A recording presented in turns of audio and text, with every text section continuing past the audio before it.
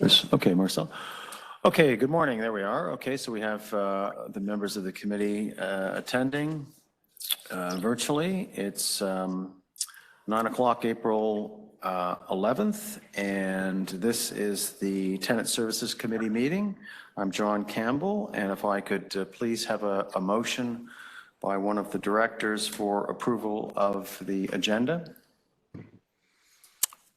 Moved by Debbie. All in favor? Thank you. Just point out that we have a fairly busy agenda today because we have many deputations. And so we have deputations on item 4, 5, 6A, and then pretty much everything in 9. So all of the items on item 9 we have deputants. So could let me just ask if there are any declarations of possible conflict of interest. Okay, seeing none. Would like a motion to confirm the meeting minutes of February the 5th, please.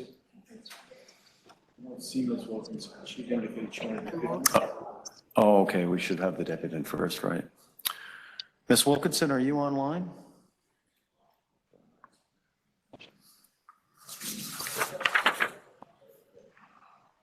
So maybe what we'll do is I'll hold the confirmation of the minutes till later, and maybe there's something she wants to point out because I imagine she'll be joining us later. Okay, on item 5, we have a deputant who wanted to speak on business arising. Ms. Tomlinson, are you able to hear us? Yes, I can hear. Can everyone hear me? Good morning, everybody. You can. Good morning. Good morning. So we're ready for your deputation. Okay. And you have 5 minutes. Okay. If someone can monitor the clock and let me know when I get close to that 5 minutes, that would be great. Good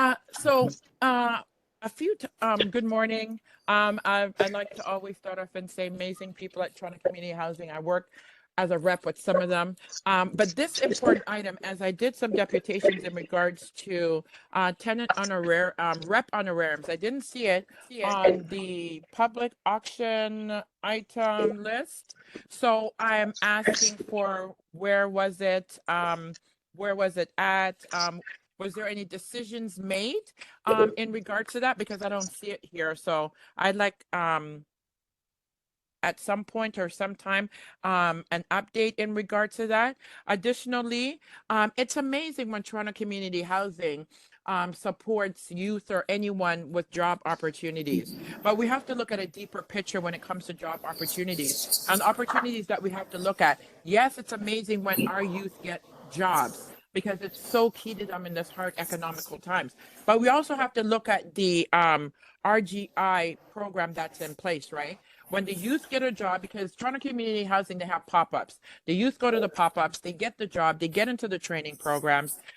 When it comes to paying rent, there has to be some type of grace period from the training program to getting a work with that training program to paying rent, right?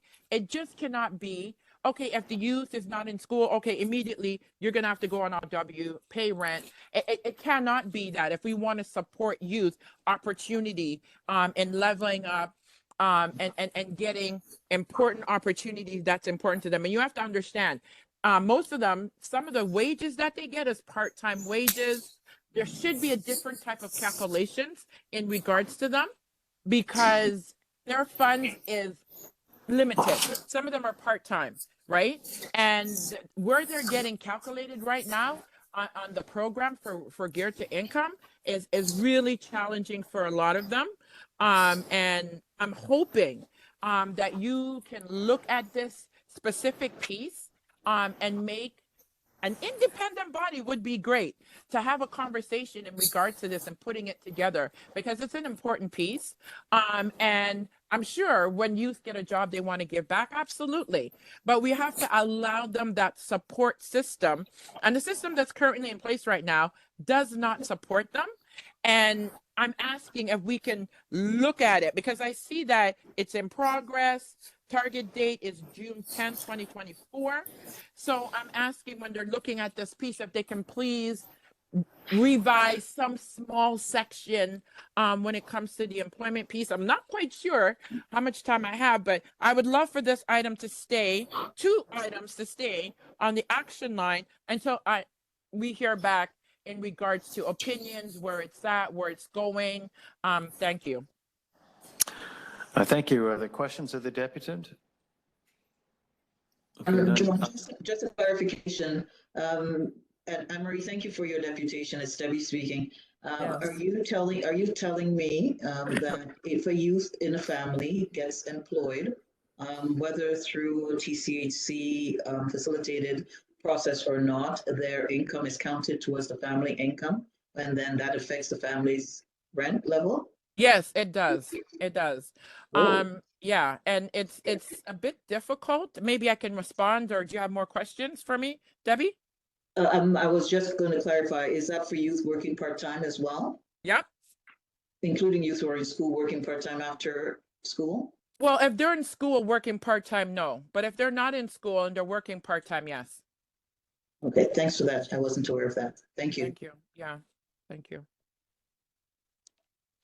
I just have a quick question to management, and just to follow up that question.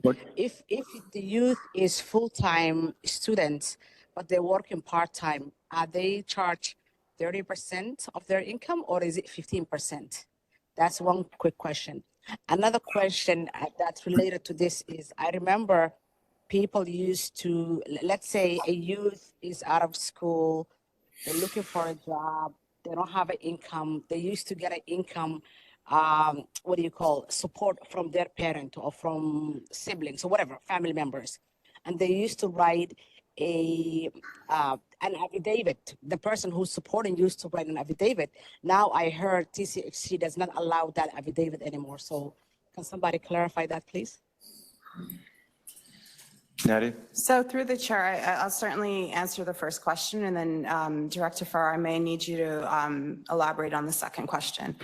So in terms of the first question, all residents over 16 years of age are expected to declare income. It's part of our RGI calculation process that's actually regulated by the province. It's not a TCHC specific policy. So it's not our decision to decide to apply a particular element of income, young people's income to the household. So if we were to look at a change and any sort of period where we're not actually charging a tenant that's employed, we would have to work with the province to look at potentially changing the Housing Services Act to speak to that. In terms of the specific question you asked, Director Farah, around the income and employment, so it depends. So it depends on your rate of income. Young people that are in school that are not employed, it doesn't impact the rent as long as you can demonstrate that you are in school. So that's part of the RGI calculation. So again, I want to clarify that it isn't a TCHC specific policy. So in terms of the second question, Director Farr, can you repeat it, please? I'm so sorry. There's a lot of background noise. I'm at an airport. And the first question, I know it's based on, it's not TCHC policy, that I know. What I was asking actually is that if students are full-time, but they have a part-time job, are they still going to pay 30%? That was my first question. The second question is, what used to happen is that, let's say someone doesn't have a job, but they have a dad who's working, or a siblings, or a mother, and they get support, let's say 700, 800 a month. That person used to write an affidavit stating that I support this person, my son, my daughter, whatever, until they get an employment. Now I heard TCHC is not allowing people to provide that an affidavit, stating the support piece. So does that change? Like that was my second question. I don't know if I clarify. So through the chair, Director Farah, I'm not familiar with the specific example you're sharing. We have gone through an RGI simplification process that was passed through the service manager. So we have worked with the teams to actually implement different paperwork and documentation required to demonstrate eligibility for rent geared to income. So that could have been part of that process, but can I take that back and get back to you? I can respond to you directly on that. I think Sure, that sure. would be Thank good. you. Thank you very much. Yeah, thank you. Okay, thank you. Okay, and thank you for the deputation, Anne Marie. So we just need a motion to receive. Oh, Marcel, did you have Yeah, I did. a question of the deputant, please, because we're on deputations. Yeah, I Yes, know. What? sorry, go ahead. Oh, sorry. One quick question. Yes, I'm No, fully aware. sorry, Anne Marie. Sorry. In deputations, you make your deputation, and then directors have an opportunity to ask you questions. And so we don't have a back and forth between deputants and staff or deputy and directors. So Director Charlebois, a question. Yeah, I have a question for management. Is it possible to maybe reach out to the province and see what can be done as far as negotiating this issue? That's it. Because I think it is hard for families, especially for youth, if they're, trying to do something and, get productive with their life, and it's almost like it's hard for them to like try and see the point and trying to get ahead in life if it seems like they're being penalized by a system. So I kind of get it, and I was just wondering if it's possible for TCHC to reach out to the province. Thank you. So through the chair, thank you for the question, Director Charlebois. Great question. Historically, we have been involved in various advocacy efforts to do just that. I don't remember doing it in recent times in the last couple of years, but I do think there's an opportunity for us to take it back and have a discussion at TCHC in terms of what role we could play in advocating for that. Thank you. Okay, thank you for the deputation. And now we need a motion just to receive that information, please. I have a quick question. Okay. My hand's up. Sorry, is this on the items that have been listed on Business Arising, which is the list of reports that are coming forward? Yeah, so I had a question for the deputant. My hand is up. Yeah. Yep. Okay. Is she Anne still Marie, are here? you still there? Yes, I'm still here. Okay. So from your experience, I just need some clarification. So if a youth gets a contractual position, when does your rent get impacted? So when do you see an increase in your rent? So, sorry. So, if a youth is in, for instance, I'll just give a recent incident. So let's say a youth went to a pop-up, they went into a program. That program now gives them a job opportunity. They do get hired for work. They notify their hub site. Then they do the calculations in regards to them paying rent. There should be some type of grace period because we don't know if they're going to if they do get the job, are they going to stay there? There's a probational period. But that rent is once you notify that they are working, that rent is calculated.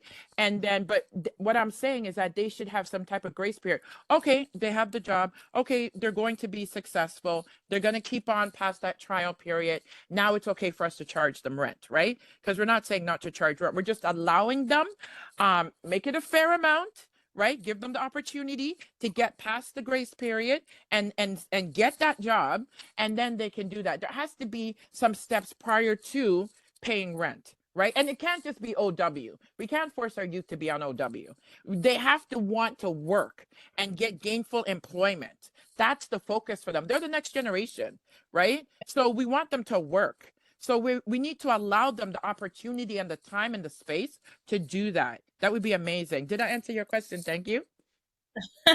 Right. So to clarify, Yeah. so once they get the position, they have to go to the hub Yeah. and submit information Yeah. okay. Thank you very much. Thank you. Oh, okay, thank you, Anne Marie. Could I have a motion from one of the directors to receive the information? Marcel, all in favor? Thank you. Okay, now we will return to the confirmation of the public minutes. And Ms. Wilkinson, are you there? You had a comment on the meeting minutes from the last meeting. Catherine Wilkinson? I saw her on at one point. I want to apologize. I accidentally unplugged my laptop. I'm sure you heard me scream there. So it took me a minute to come back. Yeah, so just a quick comment. First of all, I can't see. Is our new president and CEO at this meeting? Yes, he is. Oh, okay, good, because he's part of my deputation and I didn't want to read it to you if he wasn't there. Okay, Sure. so good morning. You're Chair commenting on the, Campbell. you're commenting on the public meeting minutes of February the 5th? I am, but Dara, as part of my deputation, I'd like to welcome our new president and CEO. Is that okay or no? Yeah, that's fine. If you want to be friendly like that, that's good. Okay. So good morning, Chair Campbell, members of the committee, staff, and deputants. And I want to welcome you, Sean, and congratulate you on your new appointment. You have your work cut out for you. You have excellent staff, a dedicated board, and tenants who are not shy about offering suggestions on ways to improve service. So now to my deputation. On the reference of the use of AC units, it indicates they'll be brought back to a future tenant services committee to reflect changes of provincial legislation. Well, and I understand that, but it's only a footnote on the revised work plan. It's been my experience when items are not included on the action item list, they sometimes disappear. And I don't think that we have to wait for the province to finalize legislation on use of, air conditioners, because it's the upcoming cooling season and we've got extreme heat alerts and wildfires. And so I'm not sure that this should be off the action item list. And I would just ask if the committee might consider putting it on the action item list. Thank you. What's that got to do with the minutes? So Catherine, did you have a comment about the meeting minutes? And was there something wrong with the meeting minutes? No, but we had a bit of a confusing thing because the committee received my deputation offline, made some modifications to the work plan, and then approved it at the board. So I in the minutes I'm now seeing just now, because we haven't seen them before, it talks about we're not going to have a conversation about air conditioning units until the province decides. I'm merely commenting, I'm concerned, and I think it should be on the action item list. Well, that's not the meeting minutes. No. Okay. All right. Thank you. In the meeting minutes, I couldn't hold the action item list because it wasn't on that list. It's only in the minutes. Okay. Thank you. That's I noted. balance you. Yeah. Okay. Thank you. That's noted. Thank you, Catherine. That's noted by staff. Motion to approve the meeting minutes of February the 5th, please. Debbie, thank you. All in favor? Okay, that's the minutes. Okay, now we have item 6, which is the community safety, the Public Community Safety Advisory Committee. Councillor Fletcher is not able to join us. She was having some technological problems, apparently. So I will, do we have any deputations here? Yes. Oh, 6A, yes. On the work plan, Catherine, you have a deputation? I do, Chair Campbell. Okay, please proceed. Okay, thank you. What I'm raising this issue again is that at this committee, we are not discussing the most commonly reported safety incidents. The minutes of the meeting indicate that there are regular reports regarding community safety provided through CSAC, this committee. If that were true, I wouldn't be making this deputation. When we look to the work plan of CSAC, it has one agenda item only for the entire year, and that's the Violence Reduction Program. And that program is specifically related to 11 high needs communities. But what about the rest of our communities? We're not talking about those communities. last month, this committee received a list of the common incidents that CSU receives. You know, things like noise complaints and barking dogs and thefts and break-and enters and disputes, personal injuries, things. But this committee isn't hearing about those common everyday issues that our tenants face. The Chief Operating Officer's report speaks only to crimes about property, people, and fire, but not issues arising affecting our tenants' lives. And these are the calls that generate the highest call volume for service. And you know, and not necessarily that CSU would dispatch a community safety officer to attend. They may have alternative ways of responding to some of these calls for service as they triage calls. And because we're not talking about these most common concerns that are reported to our community safety unit, it actually prevents tenants from deputing and coming to this committee or any other one, because community safety generally across the portfolio, it is not on an agenda. So they can never come and they can never have that conversation unless they live in one of those 11 communities. To my mind, we are doing a great disservice to tenants who don't live in the high needs communities. They are suffering, and quite frankly, they don't feel well served.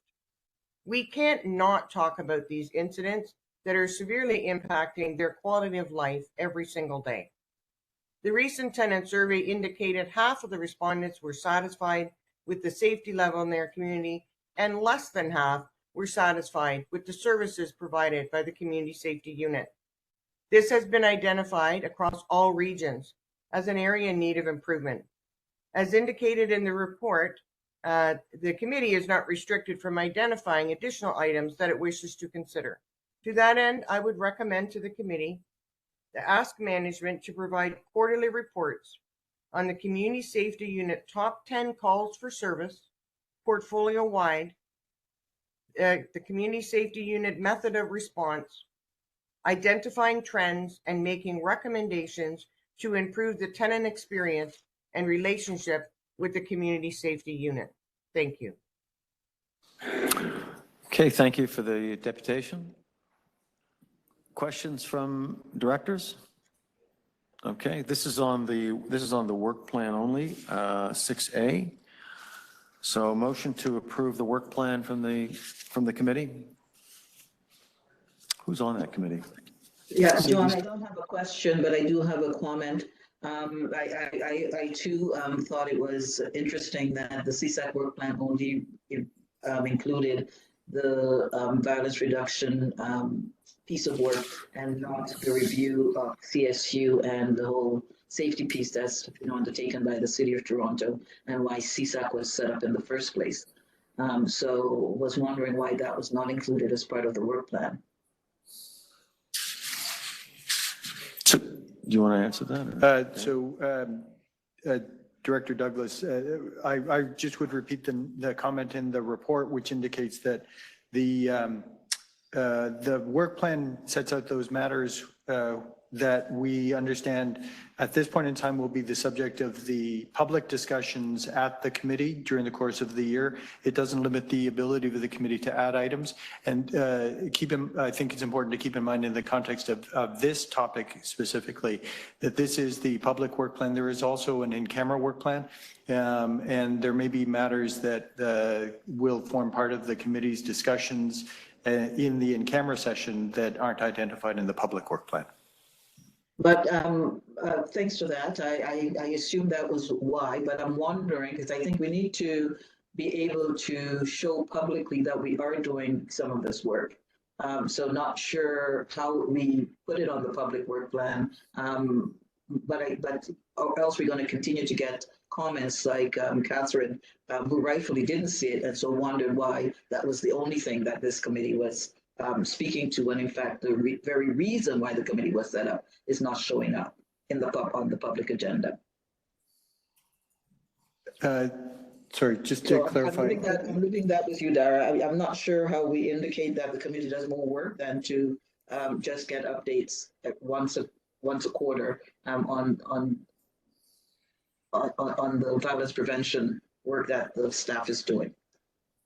I understand. What we can do in the meantime is reach out to the staff who are undertaking the review and see if we can determine when they'll be in a position to report back publicly on that process, and then engage the committee in discussion about adding it to the work plan.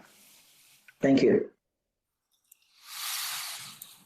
Okay, with that, Debbie, would you like to move approval of the work plan?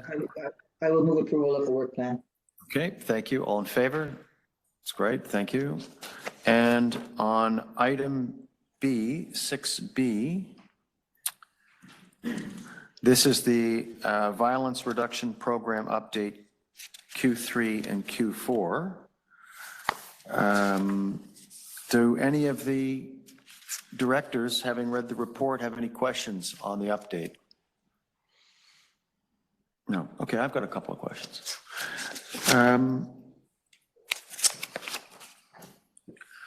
We list out a number of, I guess, of events that we've held: Eagle Manor, York Woods Village, Dunn Avenue, Flemington Park.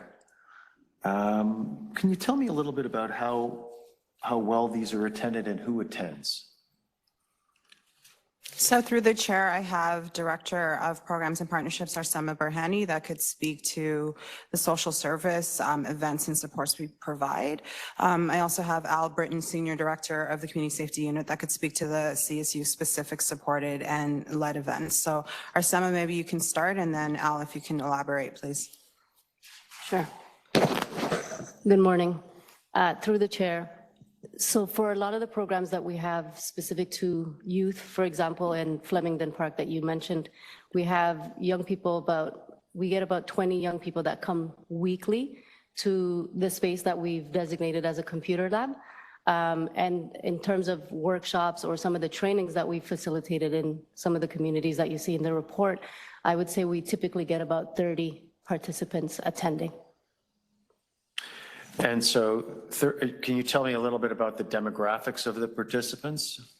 They're sort of like 15 to 19? Are they boys, girls? Sure.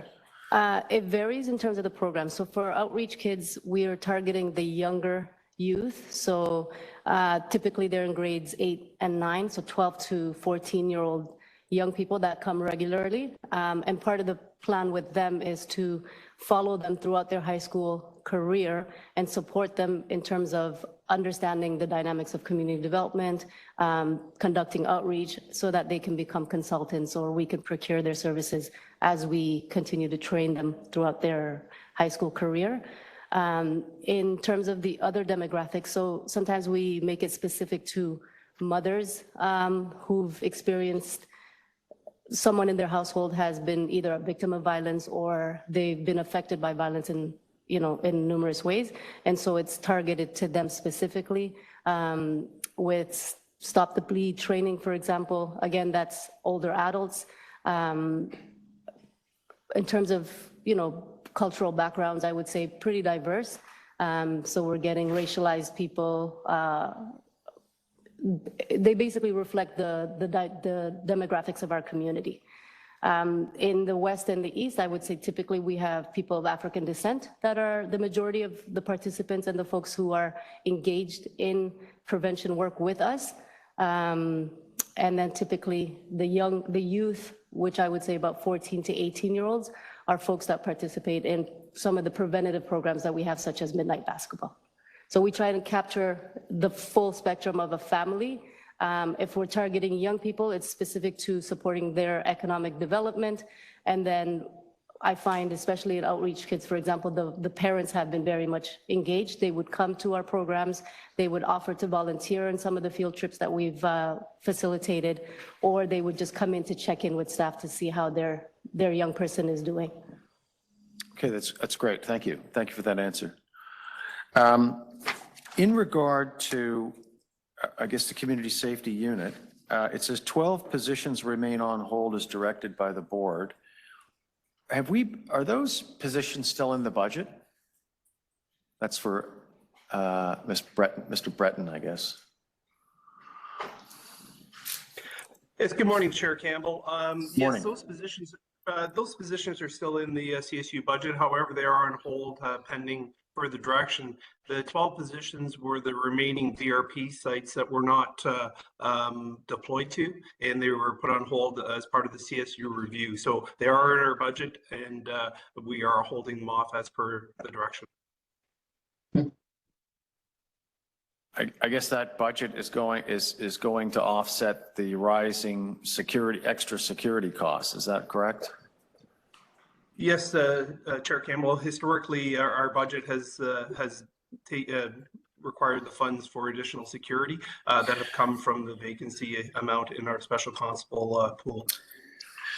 So, do we see differences in behavior or violence troubles in communities that are not receiving the level of CSU oversight that they once did and are now being, secured by security companies?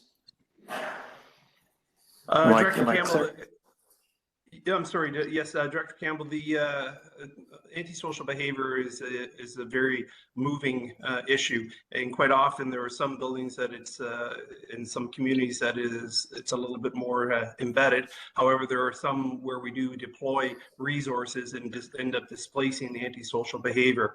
We found this especially during COVID, when we found some people moving into certain buildings that they previously had not. So we had to redeploy resources, including third-party security, to those buildings, and then ultimately you kind of make a difference in that building, and then the issue gets displaced to another building. So we find our special constables provide a higher level of service. Our third-party security certainly provide a valuable service, but we definitely prefer deploying our special constables as we can. Thank you. And I guess this is maybe, thank you for that answer. And the CSU review, do you know, when is that due to be completed? So through the chair at this point, I believe the anticipated completion date is October of this year, and it is led by the Social Development and Finance Administration at the city. Got it. Not till October. Okay. Yes. Thank you. Okay, I don't have any further questions. I guess, well, I do have. John? I'm sorry. Yep. Sorry, Debbie. It's better if people have questions online. I don't always see the hand or pay attention to the hand. So just call me out like you did, Debbie. Thank you. So as a follow-up to John's question, and you started answering this, we had some vacancies in addition to the ones that are being held by the board until the CSU review is over. Have those positions been filled? Yes, Director, through the chair, Director Douglas, CSU currently are authorized for 154 special constables. We currently sit in the high 120s, and unfortunately that number does change on a regular basis due to attrition. We lose several special constables each year to police services, and right now we're at about 128. We do have a class of 15 or 16. It depends on the number of background checks that come back approved starting on April 22nd, and that will bring us up into hopefully close to where we're just holding off on the 12. But again, it's a moving target due to the attrition that we currently have. Good, because I'm trying. The point I'm trying to reinforce is that the use of third-party security isn't necessarily because we're holding the 12. One more question. I'm assuming, and I think you said this, I'm assuming that in our high needs area, that's how you prioritize based on where there is a need for CSU to be present, as opposed to having CSU established in particular communities, regardless of what their levels of vulnerabilities are, and then use third parties in others. But that CSU is centralized and it goes where it's needed. Is that how you operate? Through the chair, Director Douglas, we operate on several different models, one being a calls for service model, and that is where the calls are for the current day. People are dispatched to address the needs of tenants at the particular time that they need it. We also have the violence reduction, as you're aware, where certain special constables and third-party security are deployed at what would be determined high needs buildings. Then we also have directed patrols where we are made aware of ongoing issues. And as I said, they could be displaced from a certain address to another address. We then deploy our resources according to the needs of the day. And that team is exactly, as you said, deployed for the high needs of the day. Thank you. Any further questions on this report? No? Okay, not seeing any. I'd like a motion, please, to receive the report. Marcel, all in favor? Thank you. That's received. That's the community safety report. Next item is, sorry, that was item 6. Item 7, the Office of the Commissioner of Housing Equity has arrived. Via train, she's here, Melanie Martin. Yeah, but you're here, you know, you're on time, you're here. That's right, yeah, you're here. Good morning, thank you, Melanie, for being here. Could you just please offer to those watching online and to the directors the highlights of your report, please? Yes, thank you. So through And to the the new, chair, and to the new CEO, who's becoming familiar with the Office of Housing Equity. all right, so thank you. So through the chair, you will notice in this report that we have provided an update on all of the finding and recommendations made in the last OACH biannual report. So I'm pleased to report that the progress is being made on all systemic recommendations made by OACH, many of which will be implemented by TCHC by Q2 of this year. In 2023, we worked closely with TCHC to find ways to reduce the overall arrears balance owing across the organization while ensuring housing stability for tenants in arrears. Our initiatives included the ongoing training, mentoring, and support of frontline staff, the pilot project, which examines large arrears balances accumulated due to COVID, and the soon-to-be implemented new arrears collection process. 2023 ended on a positive note, and we are proud to report that referrals made to the OACH decreased by 1/3 because of our work with TCHC to build frontline staff capacity to resolve more cases in the region. Sorry, I'm losing my voice. In 2024, we see this only continuing to improve as the stage 1 checklist is set to go live within homes by the end of this month, which will assist both OACH and TCHC to be more efficient in the screening of referrals and sent back cases.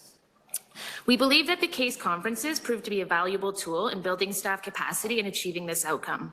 In 2024, we plan to continue offering the case conferences monthly and have partnered with TCHC's Program Services Unit to deliver them in tandem. This collaboration ensures any question that falls outside our scope can be addressed by Program Services immediately and that all regions receive the same information. So to conclude, in 2024, we will continue to work with TCHC to implement the systemic recommendations made in 2023 with a focus on exploring opportunities for greater efficiency, improved tenant service, and strong and productive relations between OACH and TCHC. Thank you. Okay, thank you, Melanie. Questions from directors? Okay, no. I have a question. At what point do you make recommendations to TCHC on writing off certain accounts? Because if I look on page, well, I guess it's page 8 of the report. It talks about the various amounts owing, 5,000 to 9,000, and we know that they go much higher, over 20,000, 10,000 to 19,000. At what point do you recommend that the amount just be written off? Thank you. So through the chair, we are looking at that idea of write-offs through the COVID pilot that we're developing with TCHC in this city. So we're actually right now in the scoping phase of that with TCHC. So we're hoping to have something to the board, I believe by Q3 of this year, with parameters for these large balances and how to manage them going forward. And so we have 23 households that owe more than $20,000, and the likelihood. So how will you determine the likelihood of those amounts being paid back? Well, the likelihood is very low. So that's why we've recommended that with cases over 10,000, that we introduce certain supports for tenants, recognizing that the likelihood of them breaching is very high. So we've recommended things such as reviewing their local repayment agreements yearly as part of the annual review process as a reminder and to help them ensure that they stay on track, and also looking at incentives. So providing incentives. So when tenants pay for a year, let's say, that they're incentivized by perhaps a write-off to continue paying, because otherwise these would be arrears that we wouldn't collect. They would be evicted. So this is a way of collecting them at a slower pace and also supporting tenants in these situations by connecting them to financial literacy and budgeting programs that they may need for the duration of their repayment. And does your office make recommendations on evictions? We recommend, thank you, sorry, through the chair, we recommend whether TCHC should proceed to the landlord-tenant board or not. So we say whether they should go make an L1 application, which is for eviction, but they can mediate at that point as well. And how often did that occur last year in 2023? For this period, yeah, so in 49 of the cases, we approved that TCHC forward the case to the landlord-tenant board. And so how do you determine whether or not it should go to the landlord-tenant board as opposed to just continuing to work with the tenant? It's because the tenant is unwilling to work? Yes, thank you. Through the chair, it's often because the tenant is unwilling to address the arrears of rent with us. In some cases, we can't find the tenant, or some cases we go and we try to engage with the tenant and they may engage and then disengage from the process, so not follow through on what they're supposed to do to stay on track and get on top of their arrears. So it's required to go to the LTB. Some tenants need to go to the LTB because then they take it more seriously because it's a formal process. Okay, and then typically, how much do those people, are those people in arrears? Are they they're at the higher end rather than the lower end?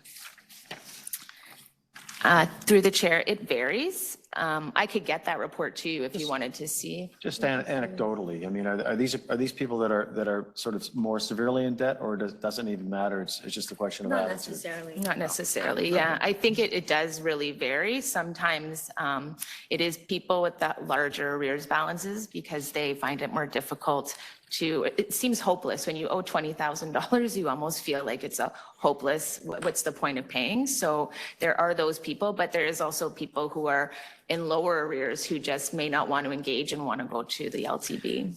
And then just on the checklist. So when did we institute the checklist? Because it seems to be working. We instituted the checklist in February of last year. Right. And so your view is that the tenant service coordinators are making better use of the checklist, and as a result, fewer files have to be sent back. Yeah, thank you. So through the chair, yes, by changing our process where we're auditing, the N4 checklist means that we're auditing the process up front. So before we would just accept a referral, even if the process wasn't followed. Now we send the file back to TCHC and we ask them to follow the process. And through that, we feel that we're helping staff build capacity so they know what to do next time. So if they get a referral back, they now know the steps they have to take to follow the process before a case gets to OACH, which is leading to better resolutions in the regions. And then how is that going to work through homes? So now through homes, what will happen is the checklist will be loaded into the system. So right now it's a manual process. So they have to print all the documents, fill out a form and send it through a person by email to OACH. So it's all manual. In this way, it will all be uploaded to homes and sent directly back and forth between OACH and TCHC. So it'll clear up resources for frontline staff, as well as create efficiencies in the process for both sides. Okay, thank you. Okay, I don't have any further questions. Any other directors have questions? Yes, just one quick. Yeah, I have. Go ahead. Okay, so Debbie, then Ziva? Do we treat? So I just have. Oh, sorry, Ziva. Debbie first, and then you. Sorry, thank you. Okay, go ahead, Debbie. Do we treat tenants with paid employment the same way, who are in arrears, the same way as we do those who are in social assistance who are in arrears? Through the chair. So when we're dealing with them, yes, they're provided the same opportunities in that we would do a budget and we would treat them exactly the same. The difference being is that people who are on Ontario Works or ODSP, they have access to funding that people who are employed do not, such as the Housing Stabilization Fund. And they can also increase their shelter amount, so their rent will be geared to their income on OW and ODSP, but they can get a top up. So they're actually better able to address arrears than employed tenants. Well, that's interesting. So social assistance would allow tenants to apply for additional housing allowance to cover arrears. Yes, that's correct. Thank you. Okay.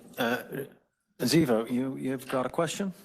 Yeah, so in regards to people who are in arrears, because some of them are in RGI and they have a specific contract, are their contracts renegotiated, like tenant contracts renegotiated, to say that they are in arrears or they can't leave housing because they do have to pay it back? Like, how does that look like if someone has 20,000 or 10,000 in arrears, but they decide to leave tomorrow?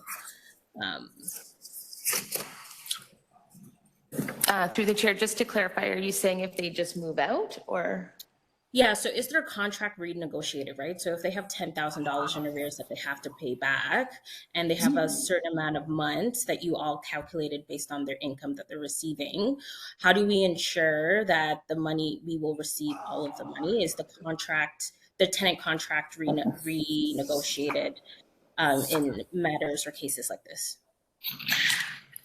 Thank you. So through the chair. So right now we negotiate the repayment agreements and we send them to TCHC and they're monitored every month. So, and what should happen is if the tenant is paying, the contract just continues on for the duration. So for however long it may be.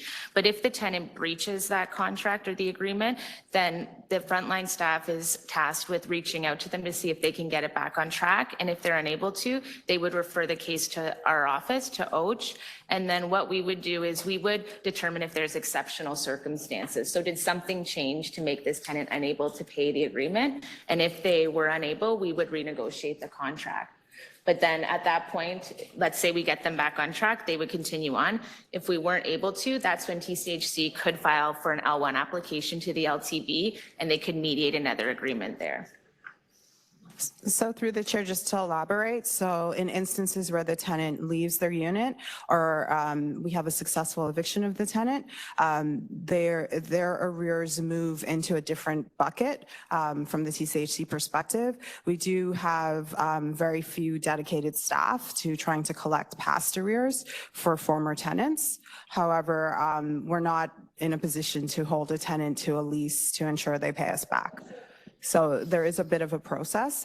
We do maintain documentation on the numbers in terms of paying off arrears because it does impact the tenant's ability to move through the social housing system in Ontario. So that is one of the pieces that is maintained on their record.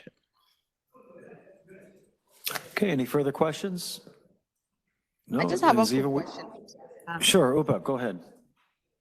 And I remember, was it last year or the year before? I don't remember.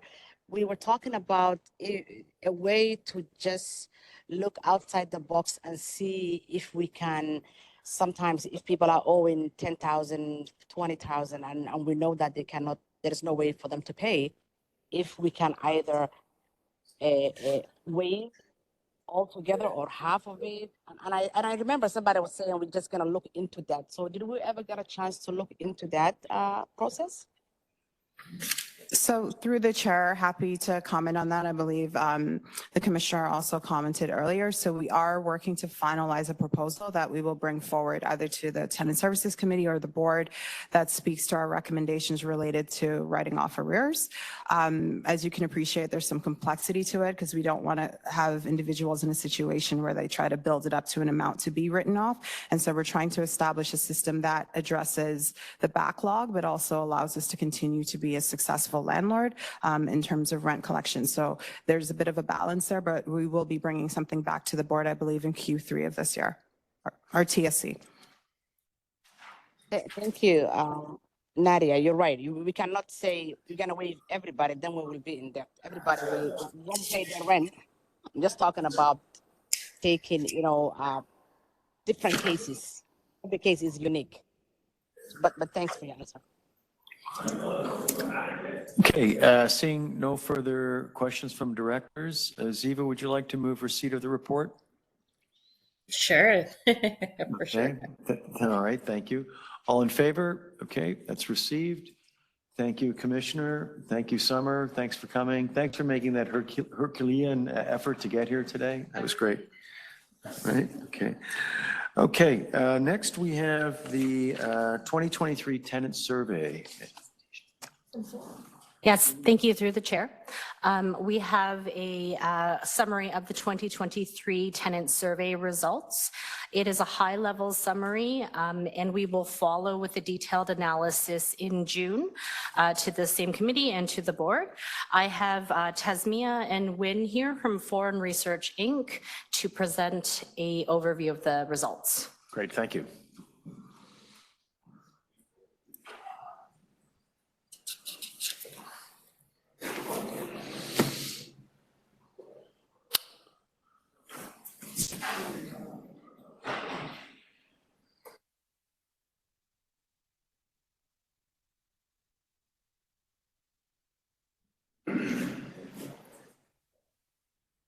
Tasmia and Winsome, are you able to hear us?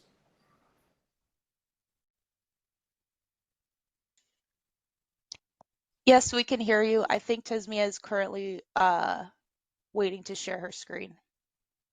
There you go.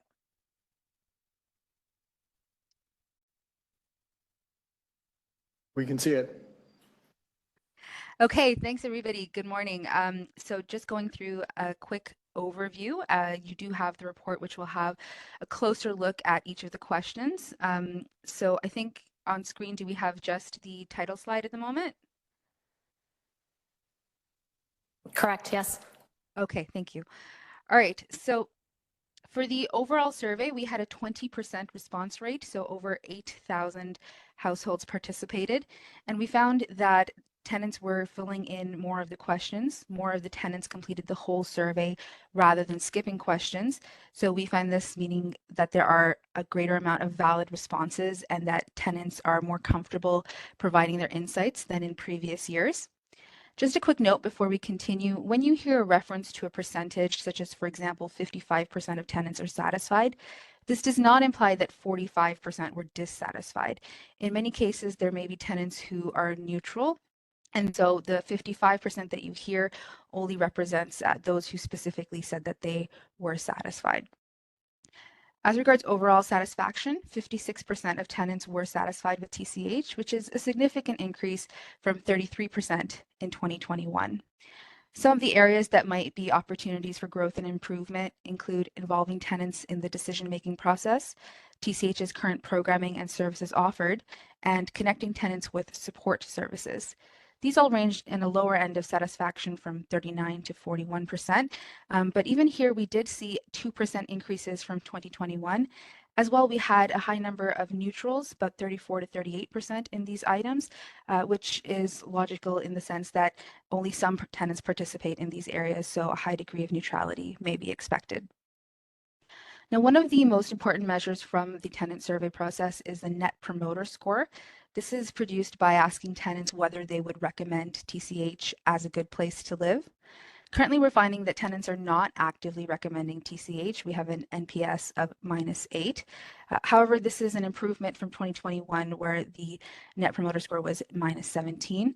And we suggest that working to improve the overall satisfaction and support offered to tenants will increase the likelihood of promotion as a good place to live. Now, in the vast majority of service areas, satisfaction has gone up compared to 2021. We have 60% of tenants across all regions satisfied with service from the Client Care Center, so 60% being an improvement from 55% in 2021.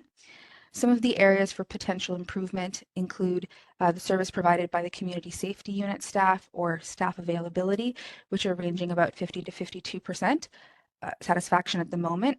However, even here, we had 5% improvement from 2021, so we're already moving in the right direction. As regards communications, tenants are generally satisfied. 58% are satisfied overall with the communications they receive. Now, 58% is a significant improvement from 31% in 2021, and this really reflects the effect of a lot of resources that had been invested in improving digital communication channels such as social media, newsletter, and the more user-friendly website. At the moment, tenants are saying that they get a lot of their communication from letters and posters, and as well, the most common way to access or request services was to call the client care center or to visit in-building staff and offices. A few additional findings.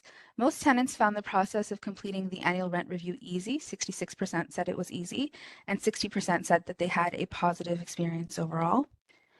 While perceptions of TCH are generally positive, some areas for improvement could include increasing pride in their home, increasing sense of belonging, and accountability from Toronto Community Housing staff. But even here, once again, we do have improvements since 2021. We have 2% increases in pride and belonging and 12% increase in satisfaction with accountability from Toronto Community Housing staff. One of the new areas in the 2023 survey was to ask tenants how they would feel about using an online portal if one were offered. And indeed, many tenants are interested in online services, including younger tenants.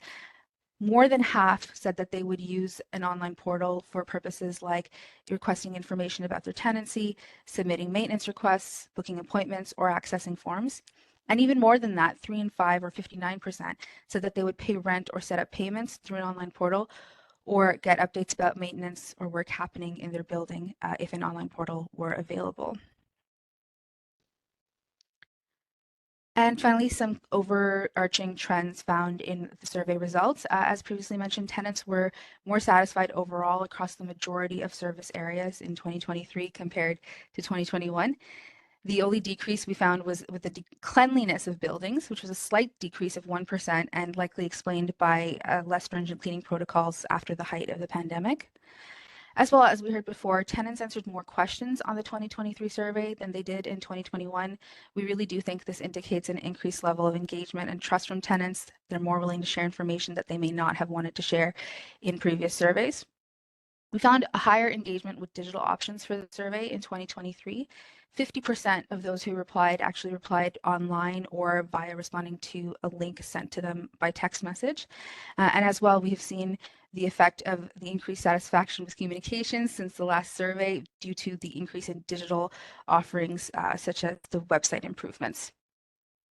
And finally, a word on how we notice any patterns across demographic groups. We notice that tenants aged 50 and over tend to be more satisfied than younger tenants. It's particularly true when it comes to wait times or service provided by local staff, as well as staff availability for one-on-one support. As well, men tended to be more satisfied than women overall, especially with regards to staff response time. So this concludes our overall summary, but if there are any questions, I'd be happy to address them. Okay, thank you. Directors, I can't see the directors. Could you take down, the? Thank you. Yeah, great. Not a Questions? Not Debbie? a question. Not a question, but thank you. The one question I had you answered at the beginning, I was going to ask when we were to expect the demographic breakdown of all of this. And so you're saying at the end of quarter two? Through the chair, yes. At the end of quarter two, we'll provide a detailed analysis. And in that analysis, we will cover off demographic representation along with an analysis on how these results speak to the areas of focus from 2021. Very good. And one question in terms of demographic, will you be pulling out seniors as a class? Yes, we can do that. We can do that by age. We can look at tenant groups specifically. Good. So that's and across all areas, right? So demographics by, of course, race and language and ethnicity and gender. I'm not sure if we ever get down to disability and sexual orientation, which will be great, but then seniors across all those demographics as well. Through the chair, yes, we can do the full analysis on all of the demographic groups. And we do have a category of analysis looking at accessibility and disability as well. Very good. Any other questions from directors? So I have some questions. So how long did it take the survey to be completed? Thank you for the question. We completed the survey in Q4 of last year. I mean, how many minutes does it take somebody to finish the survey? Okay, I'm going to pass that question to Forum and Aaron, who is on the call as well from our TCHC team. Do we have an approximate length of completion? Through the chair, I believe, well, we can only really assess the approximation of the telephone and online results because we did have a multi-modality approach where we sent the paper survey. There was an option to complete the survey online if they wanted to, or call in to do the survey over the telephone. So I believe the average length for the telephone was around 25 minutes, and then the online was about 20. Tesmia, do you have those numbers handy? Those are what we have available at this time. Okay. So, and how many questions is the survey? 17. Yeah. So, however, I think it's important to know, even though there were Sorry, 17, I didn't hear the answer. How many questions?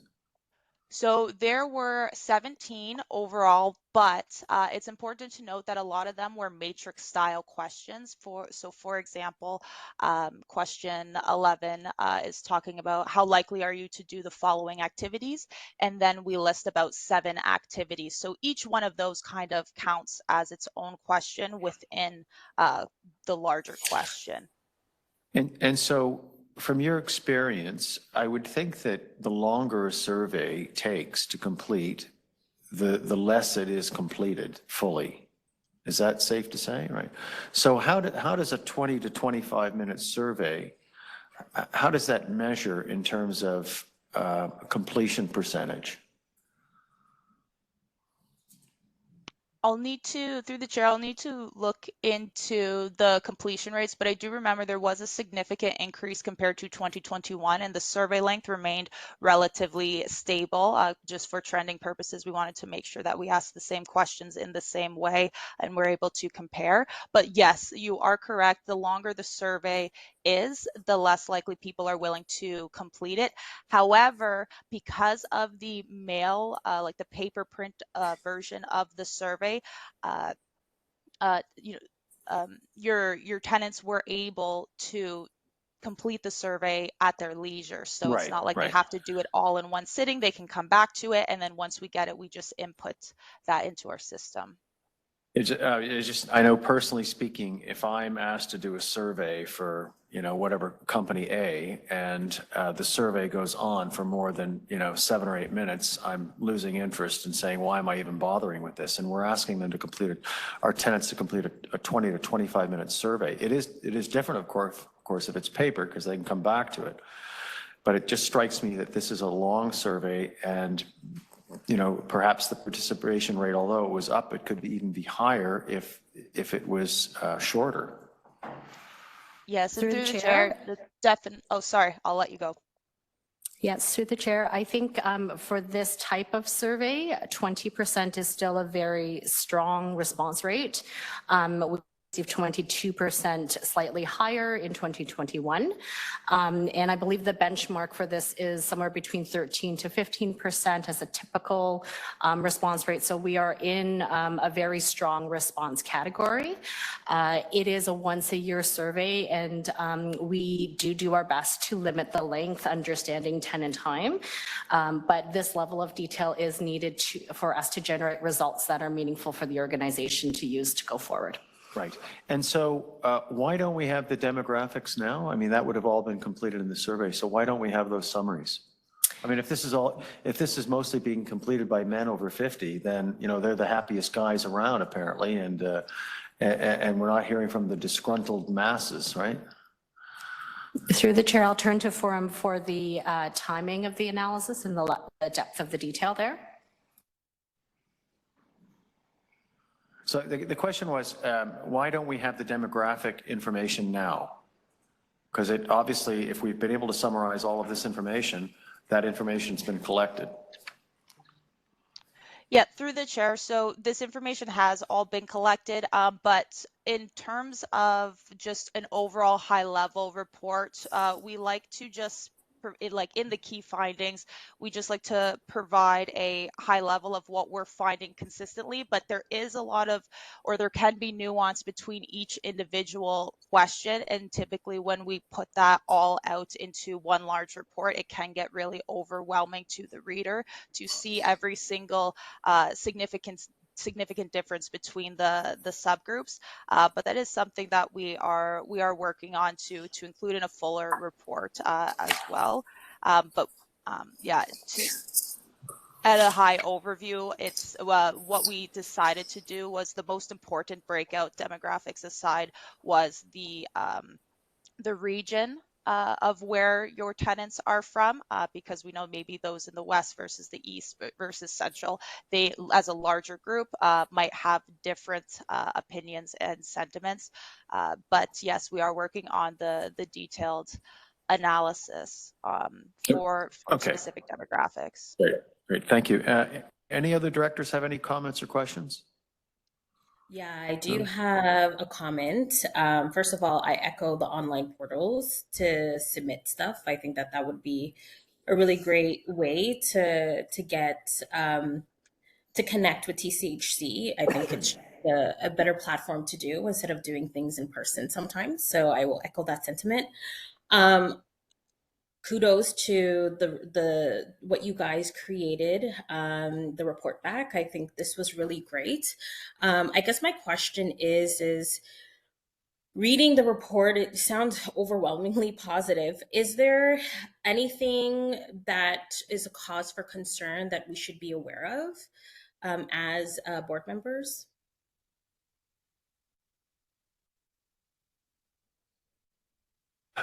Who's that question put to? It's for the people who analyzed the results.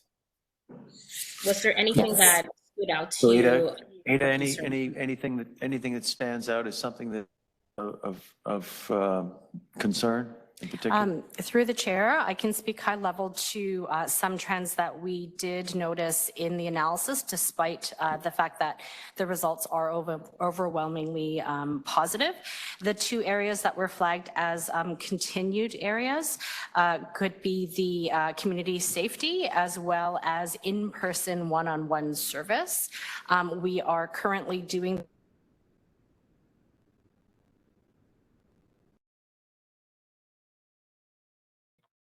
but those were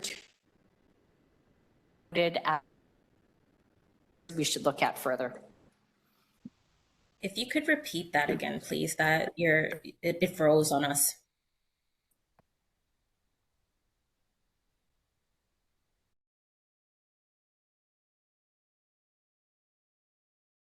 One individual service. Sorry, we're missing it at City Hall. You guys.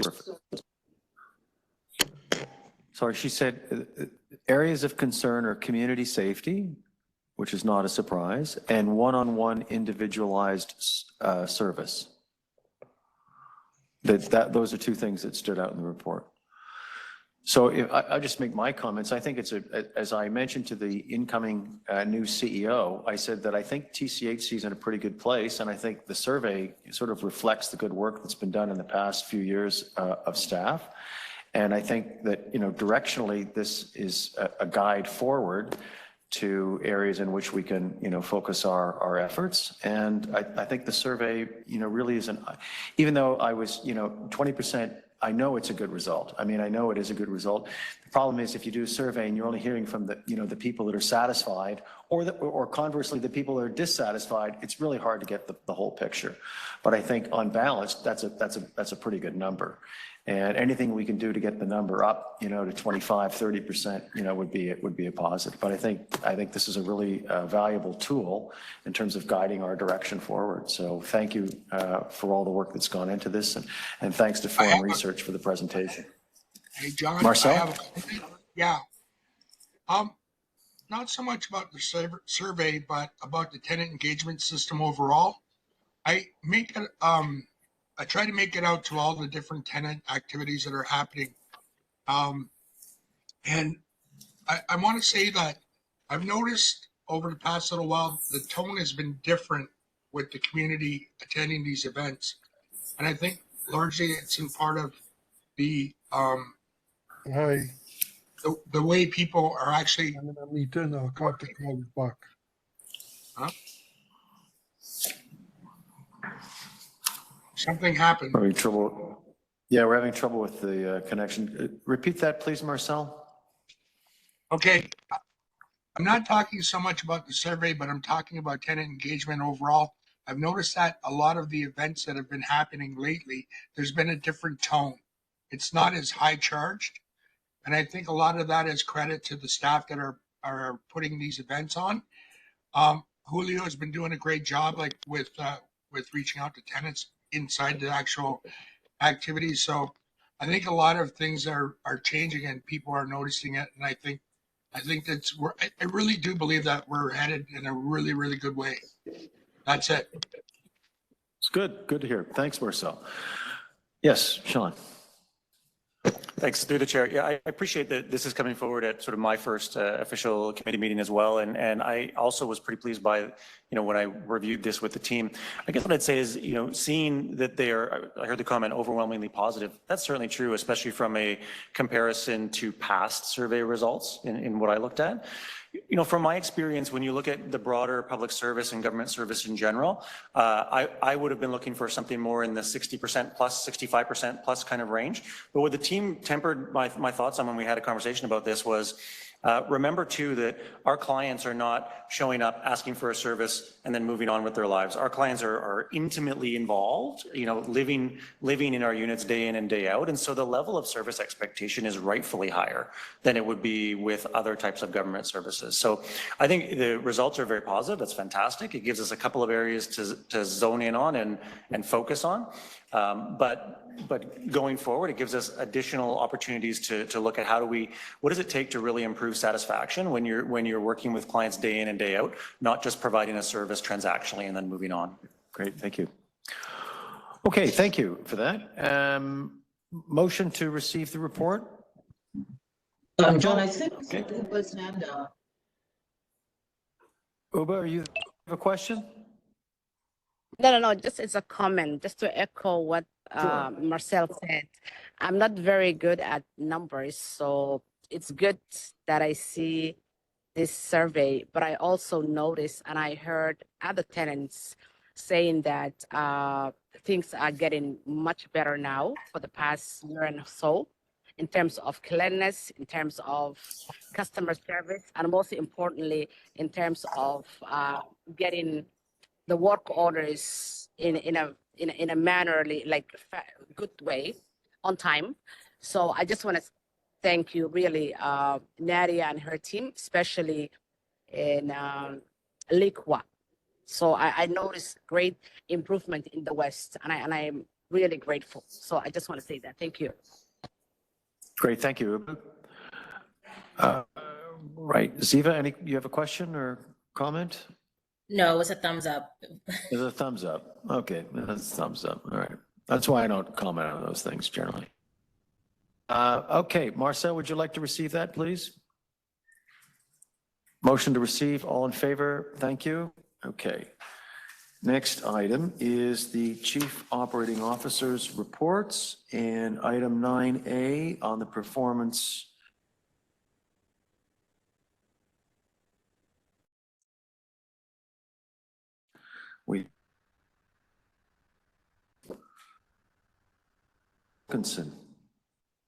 Catherine, are you there?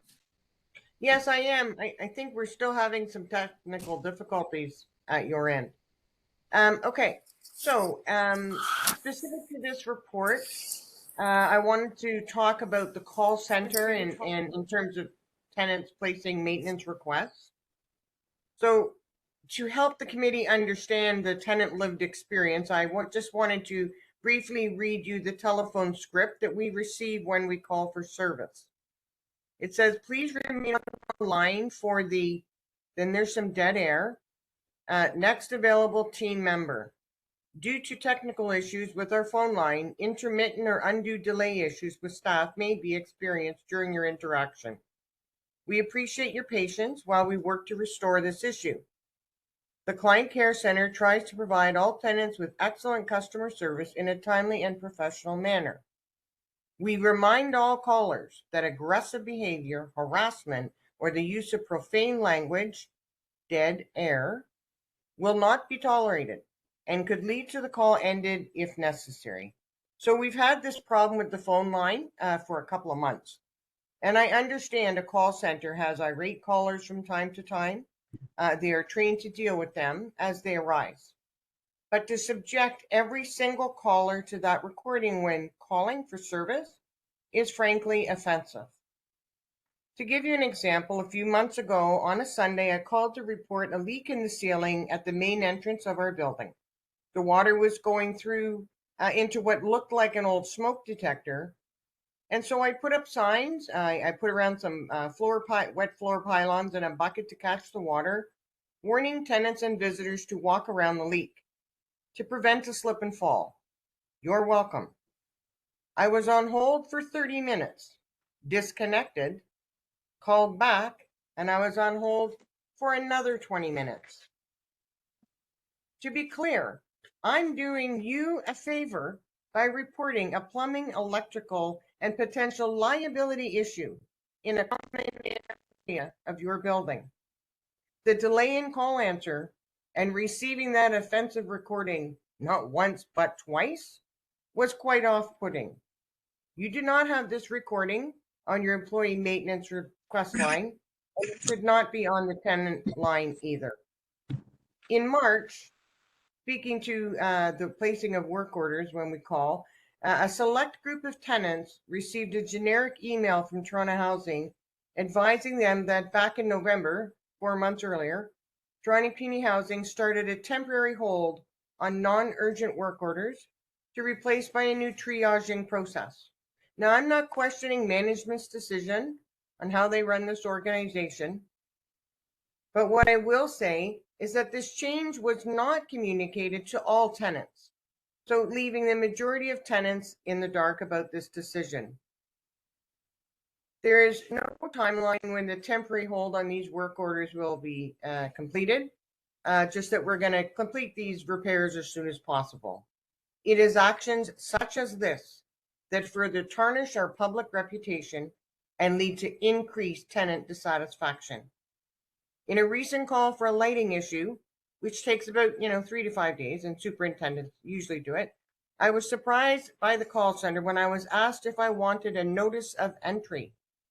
A landlord must provide 24 hours written notice to enter a unit, so I was a little bit concerned if we're making that notice of entry an option, and if we are, there could be serious consequences for doing so.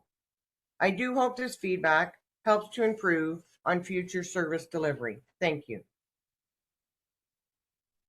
Thank you, Catherine. Any questions of the? Okay, seeing none on the item. Any? Oh, we have another. Oh, sorry. Yes, we do. We have Kathy Birch. Kathy Birch, are you there? Good morning, Mr. Chair. I'm here. Good morning, Kathy. How are you today? I'm good. Thank you. We haven't seen you in quite a while. Yeah, I try to limit how often and stay in my lane, so to speak. Good morning to committee members and Down here and my fellow tenants. Good morning. You're Anyway, all set to go. Okay, so I'd like to say welcome to our new CEO, Sean. You have your work cut out for you, and as founder and chair of the RPATH Committee on Accessibility, I look forward to us meeting and having conversations about our robust accessibility program. Now, to the matter at hand. On page 2, at the bottom of page 2 of the quarterly report, it's talking about client care. It says 76% of the calls are being answered within 90 seconds. Is that answered by the automatic answering machine, or is that to get to an actual agent? And in saying that, that means 24% is not accounted for. And I personally will tell you that in December, I called into the call center and I was on hold for over an hour. And then the call was dropped. I called back and I still waited another 35 minutes before. So these condensed reports are not talking about what they think is what is the bad part and what's causing it and all of that. So I would ask that this committee ask for more detailed reports as to why, like somebody not doing 24% of their job, as it appears here, that it's longer delays in even answering the phone is not good. So this is not good news. And it's not being accounted for. My experience says that more tenants are dissatisfied with the response time of the call center. And I have to ask this. It's kind of my own pet peeve.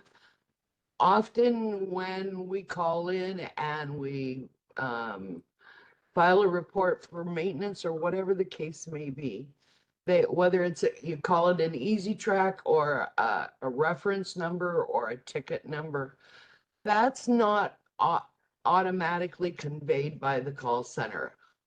90% of the time I have had to ask for that number myself. But then if I want to follow up with my regional staff or my local staff, they'll say, what's the tracking number or the ticket number or whatever they're calling it for the day. And meanwhile, your client care has not offered that information.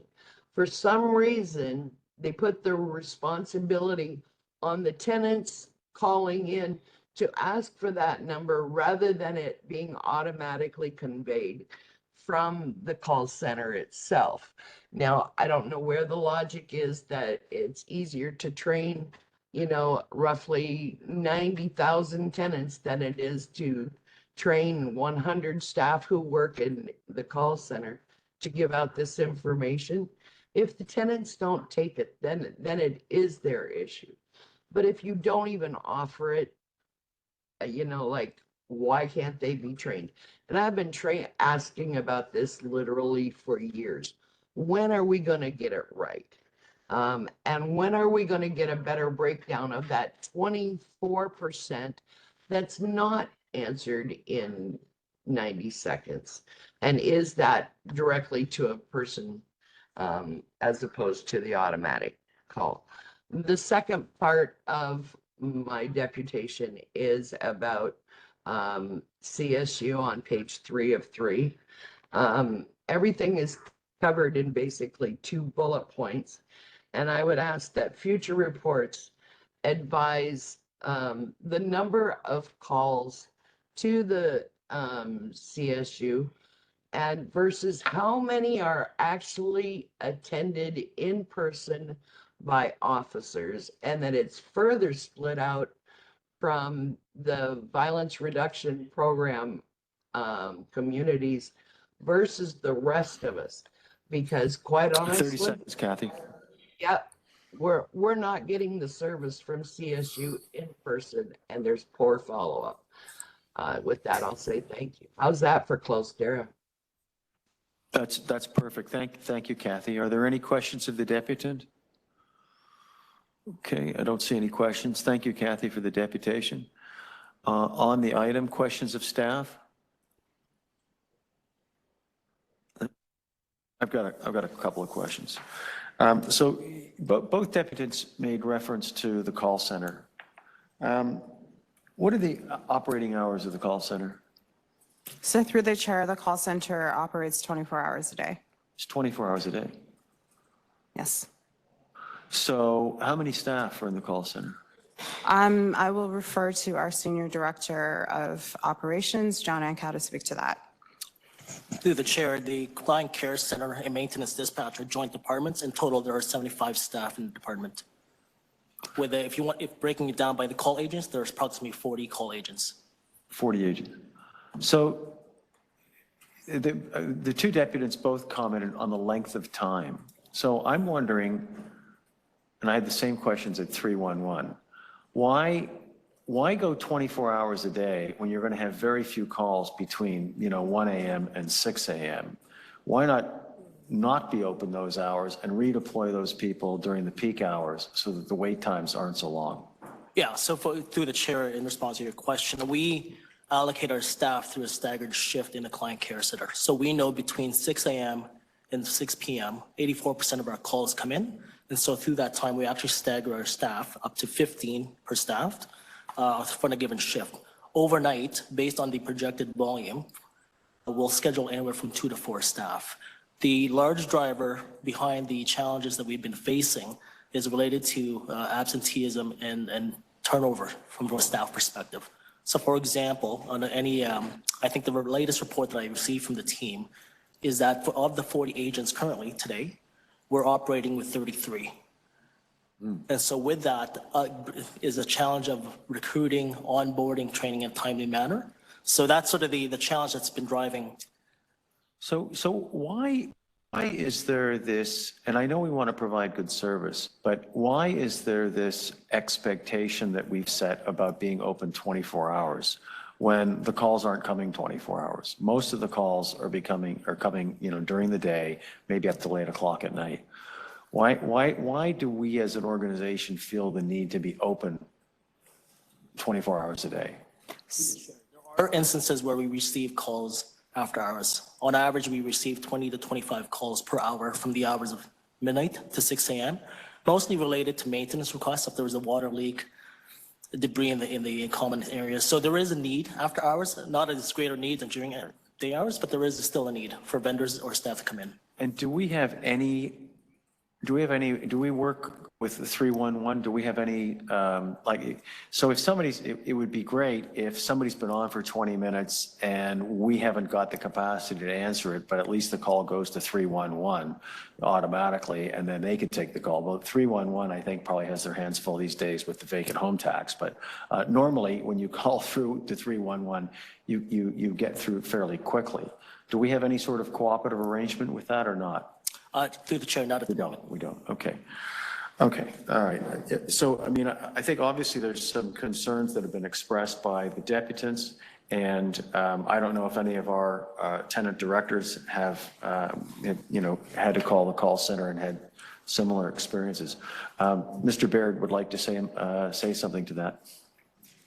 Thanks, and through the chair, I just want to comment, given the comments from the deputants and the questions, I wouldn't want to leave the committee with the impression that there's a low level of service being provided here, right? So I understand the concerns around how it's reported, the 76%, but if you look at the actual average, so on the table here, it shows in 2023, the average time to answer all calls, this is not just 76%, but all calls, was 129 seconds.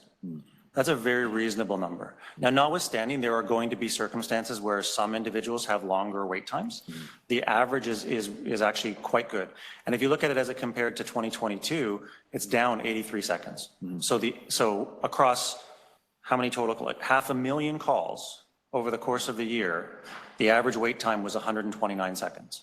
That's a very reasonable number from both a commercial perspective and from a government perspective. So I wouldn't want to leave the committee with the impression that we're in dire straits with respect to our call center. Notwithstanding the comments that we've got some challenges to overcome, I actually think the service being provided by the call center is very, very, very strong.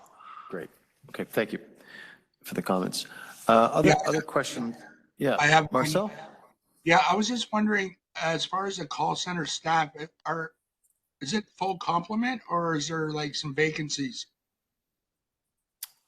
Through the chair, currently the department does have vacancies that we're trying to address through targeted solutions. I missed that whole thing.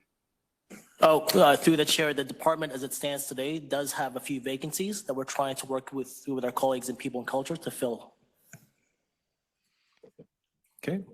I have a question. Anything further, Mark? Yeah, go ahead. Do you think some of that would be contributing to a bit of the wait time? I'm just trying to understand a little bit better. Absolutely. I would say that the limited resources, that we're not, the fact that we're not operating at full capacity is driving the inability to consistently meet the established service time. Thank you. Thank you. Yeah, I could just jump in here for a few moments. I could just speak on a tenant's perspective. It's very similar to many call centers. When you call around 12 p.m., you're definitely going to have much more of a longer wait time versus 8 o'clock. So I could speak to that in a sense of like, depending on the peak time, you'll have more wait time.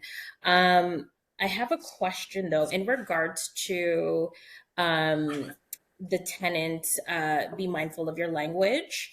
When was that changed? Like, when was that messaging changed on the call center? Because I did call the call center for a maintenance issue and I did hear that message. So I was definitely taken back. Would you all be able to tell me when that message was changed to the tenants? So through the chair, through the employee engagement survey, it was identified that staff in the call center did not have the ability to have any sort of messaging related to the expectations of behavior on the tenant side. In our physical locations, we have a physical sign that asks tenants to respect the staff. We had many instances where call center staff were disrespected and spoken to in an aggressive manner. And so the attempt was to sort of set the tone so that we could have a respectful interaction. So you can appreciate that many staff have had challenging interactions with tenants. And so was that we would establish a standard of mutual respect. So I would say probably mid-June last year, 2023, the message was changed. All right, thank you. Okay, I have a couple of questions unrelated to the call center. Through rapid rehousing, I think it said we filled 393 units. And that was working with the city and shelter support, I guess. Were those are individuals that are coming from the shelter system? So through the chair, yes, these are individuals that are coming from the shelter system or are prioritized tenants that come with supports. So again, we're working with the Housing Secretary at the city to actually identify tenants that could come into through the rapid rehousing program that would get 1 year of support. So yes. Right. And so, I mean, our vacancy rate, I note is down. Like staff's done a great job in getting that vacancy rate down. I mean, even private providers don't have vacancy rates of that. So the turnaround must be terrific. And I don't need any numbers, but I'm just wondering anecdotally, where are we we had quite a number of bachelor units that people didn't want. Do we still have those high numbers, or a lot of those been filled, or what's the status of the bachelor units? So through the chair, we're seeing high take up on all of our units, including bachelor units. I would say bachelor units continue to have the highest turnover. They tend to be aligned with our buildings that have higher needs. And so we're finding a multitude of issues in buildings that are predominantly bachelor and 1 bedroom, which leads to higher turnover. So you'll see sort of a higher churn on the bachelor unit side, but there are still being taken up with the same level, I think, alongside the other units. There's high interest in all of them. Okay, thank you. I don't think I have any further questions. Any other questions from directors on the CEO report here? No? Okay, so a motion to receive the operational performance measures. Marcel, all in favor? Okay, thank you. Next item is the tenant engagement system review, and we have a couple of deputants there. First, we have Anne-Marie Tomlinson. Yes, I'm coming on. It's a bit hard to hear. You guys are cutting out. I hope I don't cut out. I hope everybody's able to hear me. First and foremost, I definitely want to say a big, great job to Nadia's office. I mean, when it's hard to get information or whatever, her staff tries the very, very best to get that information to you. So a big bravo to herself and her secretary. She's amazing in getting information back. So first and foremost, I'd like to start out with the Tenant Advisory Committee table. Oh my goodness, this is an amazing table. And the table needs to be more publicized. Yes, Toronto Community Housing does do a lot of information online, but their newsletter, they need to put a lot of their information via their newsletter, because a lot of tenants look at that, and to get pertinent information out to the general huge population of Toronto Community Housing tenants, that would be a great appreciated initiative if that could get done. So there's a few things that tenants need to understand in terms of how to get information to that table, because there's important items that we would like to see appear at these discussions, such as one important thing, when the gear to income, when they do that assessment and tell everybody how much each person makes, they seriously need to give a letter to the household on how much each person makes. How much each person, strike that, how much each person is going to pay. And so if any issues arises, then we can have a conversation in regards to the calculations. That's a serious issue, because that needs to be explained better and properly. And this table, we need to know how we can bring information of concern there so we can bring it forth to the correct bodies. That would be one thing that we need to have. When the elections came up last year, I know when I was doing deputations, and I had commented on how to get on these particular committees, I didn't get the information, but it was publicized. But this is the thing. A lot of Toronto Community Housing tenants are still unaware of the process, when it starts, when it ends, how we can also be a part of it, to be selected, hopefully, to be on one of these very important committees, to give important information, because there's a lot of ideas and concepts of tenants that are not being put out there. And this is the only avenue, if it appears on the agenda, that we can speak to. So to get fresh and clear ideas on these agendas, we need to have that avenue. So just one thing for the list on 2 of 4 at the bottom, and on second, give you the page number. Please keep an eye on time. I really don't want to run out. And also, I am aware that the city makes policies and they give policies to Toronto Community Housing, but then Toronto Community Housing can comment on how to modify, change to see if it can suit best tenants when those policies are received, when the board of directors are having conversation in regard to these new policies. So that is just clarified. Just continuing here, the next item that is so important is tenant funds. When reps have meetings, it's so important, because as we know, the economical times now, everything is majorly expensive. And for us to effectively run events, we need to have good, proper access to funding. And additionally, what's so important, the city has a lot of grants and opportunities that's there that a lot of Toronto Community Housing tenants do not know of or how to access. They have grants for back to school. They have grants that tenants can apply to have community projects happening. But we would like to have information when it opens, when it closes, and how, if there's a link or some way we can access this information. And the best way, I believe, could be, yes, online, but also via the newsletter, because there's important grant information that are being opened like right now as we speak, but we're unaware of how to access these opportunities that the city is offering. 30 seconds, Anne-Marie. 30 seconds, thank you, to everybody else.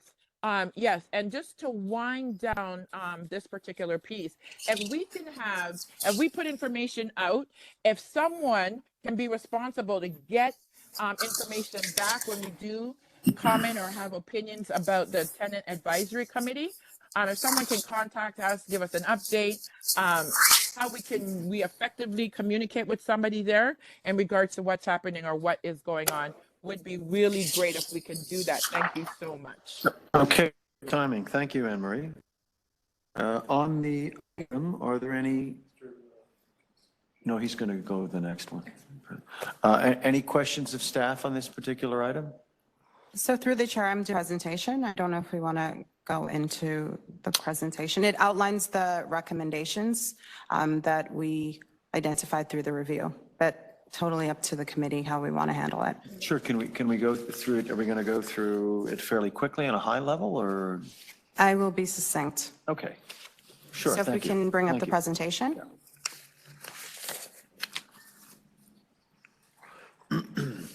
Thank you. We can move to the second slide.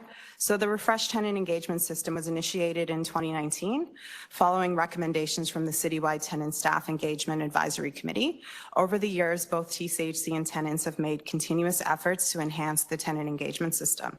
However, by late 2022, through various channels, including the Tenant Service Committee meetings, tenant community action tables, and local meetings, tenants and stakeholders expressed concerns and opportunities for improvement in the current system.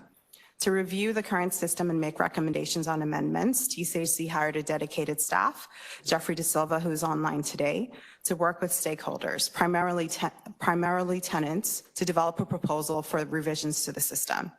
The review has taken a holistic approach to gather insights, propose recommendations, research best practices, and align tenant engagement with TCHC's strategic goals. Next slide, please.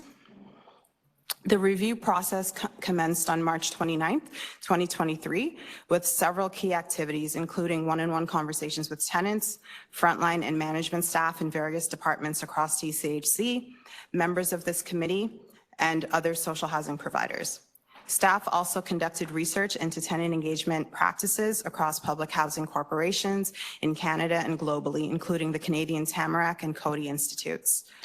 Next slide, please. 5 key themes emerged through the research: improved organizational structure, inclusive decision-making, enhancing connectivity, reporting and transparency, and training and capacity building. In November 2023, these were presented to the Tenant Advisory Committee, or TAC, and members asked to contribute suggestions on potential recommendations in an open forum, leading to the development of 12 recommendations. In December 2023, the 12 recommendations were initially presented to the TAC for prioritization. Based on the committee feedback, 2 additional recommendations were included. An adoptmocracy exercise determined the priority recommendations for action. Next slide, please. These are the 14 recommendations in order of votes that came out at the December TAC meeting. Following an analysis of the shared themes and additional input from stakeholders, the initial 14 recommendations have been condensed into a final set of 10 recommendations. Next slide. So for sake of time, I'm not going to go through them in detail, but these are the 10 recommendations that are outlined. I will speak to the top 3 because those will be the ones that we prioritize for the implementation plan. So strengthening CSC teams is the recommendation that garnered the highest number of votes at TAC. TAC identified this as their foremost priority, recognizing the pivotal role of CSCs in enhancing tenant engagement within buildings and communities. The second most voted recommendation was empowering tenant representation. Tenants emphasized the importance of starting at the building and community level to enhance capacity for organizing and expanding tenant engagement efforts. Some of the feedback in this category included suggestions on improving the TCAT, so the Tenant Community Action Table model, and a desire to reinstate tenant councils or a similar meeting format at a sub-regional level. Inclusive decision-making and prioritized tenant voices and stakeholder engagements also received the second highest number of votes. This recommendation emphasizes enhanced decision-making at local levels and elevating tenant voices in engagements such as revitalization and capital plans. So we can go on to the next slide. So in terms of next steps, pending approval today, we plan to bring this to the board for information. We also will be bringing back a fairly detailed implementation plan in July back to this committee, and we will also be working with TAC to finalize those recommendations so that we prioritize based on resources and what we're able to do through 2024 and 2025 to address some of the concerns raised through the review. Happy to answer any questions. It's great. Thank you, Nadia. Excellent. Directors?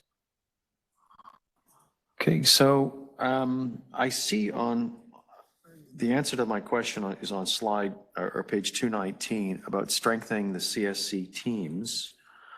Maybe you could just speak to it a little bit, Nadia, what that really means? Absolutely. So we heard feedback from tenants that there may be challenges with communications, customer service, an understanding from the tenants who their community service coordinator may be, high staff turnover or changes.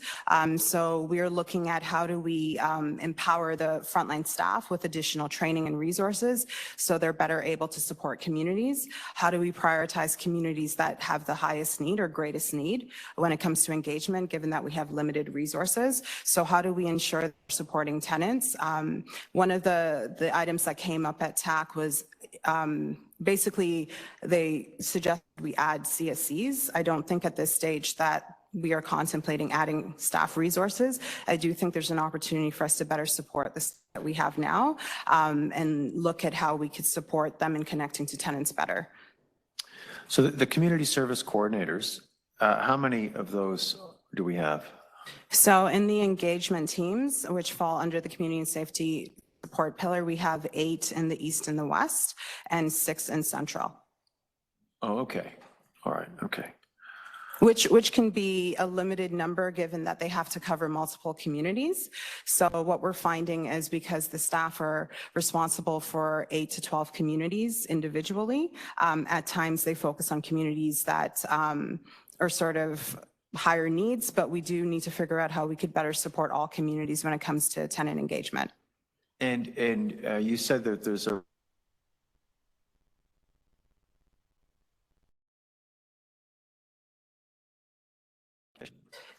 in some I'm sorry, quite a bit of stability, but we found in some other portfolios we've had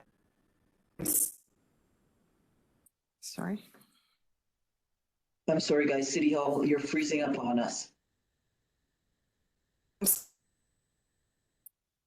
not worried about that. Okay, well, we'll look into that.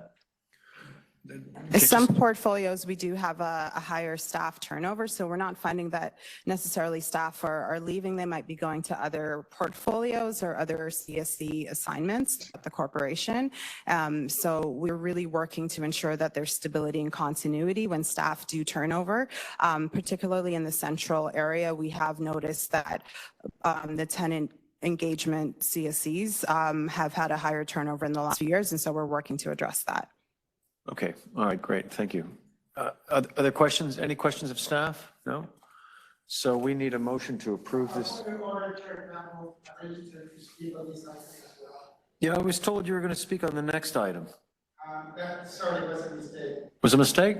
Oh. Because, my item is related to the general advisory. All right, come on, Miguel, that's fine. That's fine, yeah, no problem. No problem. So there's Okay, welcome. Thank you. Okay. All right, so I'm just gonna put my diploma overhead. I hope the overhead is working. Thumbs up, okay. There you go. Welcome, Sean, to the club. I hope you stay with us. It's a fruitful one. So at the last consultation about deputations, I asked Jared Mager, where can I bring attention to the Tenant Advisory Committee on page 2, ideas that can improve the quality of life of tenants. Derek offered me 2 options. You can bring your matter to the attention of the Tenant Advisory Committee. And second is that you can also bring to the attention of the Tenant Services Committee. Since 2018, I've been advocating for the bike policy for TCHC portfolio. That was the reason I wanted to ask questions to the City of Toronto Secretariat Office. I came to speak at the Planning and Housing Committee, which I told him about the deficiencies on the Tenant Advisory Committee, as Anne-Marie, the previous deputy, pointed out. There seems to be a lack of communication. There is no information about their meetings, what happened, what transpired. Only what we hear is through the grapevine, the code of conduct of the tenant representatives. In my view, secondary, they should be talking about e-bikes batteries burning in people's homes, which is the base of my e-bike policy, is to save fires from happening in TCHC. Now I'm going to speak about training. In 2010, the TCHC has something called and the Speaker's Bureau approached TCHC and said, listen, we want to give you tenants empowerment, which meaning being able to communicate efficiently to city officials like yourselves, civil servants. So I joined this important committee that allowed me to be trained for 12 weeks. So I became a tenant leader. I'm no longer a tenant rep, by the way. So I'm speaking today as a TCHC resident of 220 Oak Street. So the recommendations I bring to you is that we need to open the membership for the Tenant Advisory Committee. As I understand, there are members that are not able to continue. There has been some resignations. It appears that some of the most wanted and qualified members are not being considered. So I wonder if the city can allow the tenants elect their own tenants to speak for them. Currently, the city secretariat is in charge of the selection process. So I think it's time to move back at the old system where we used to elect our tenant representatives, even for the board.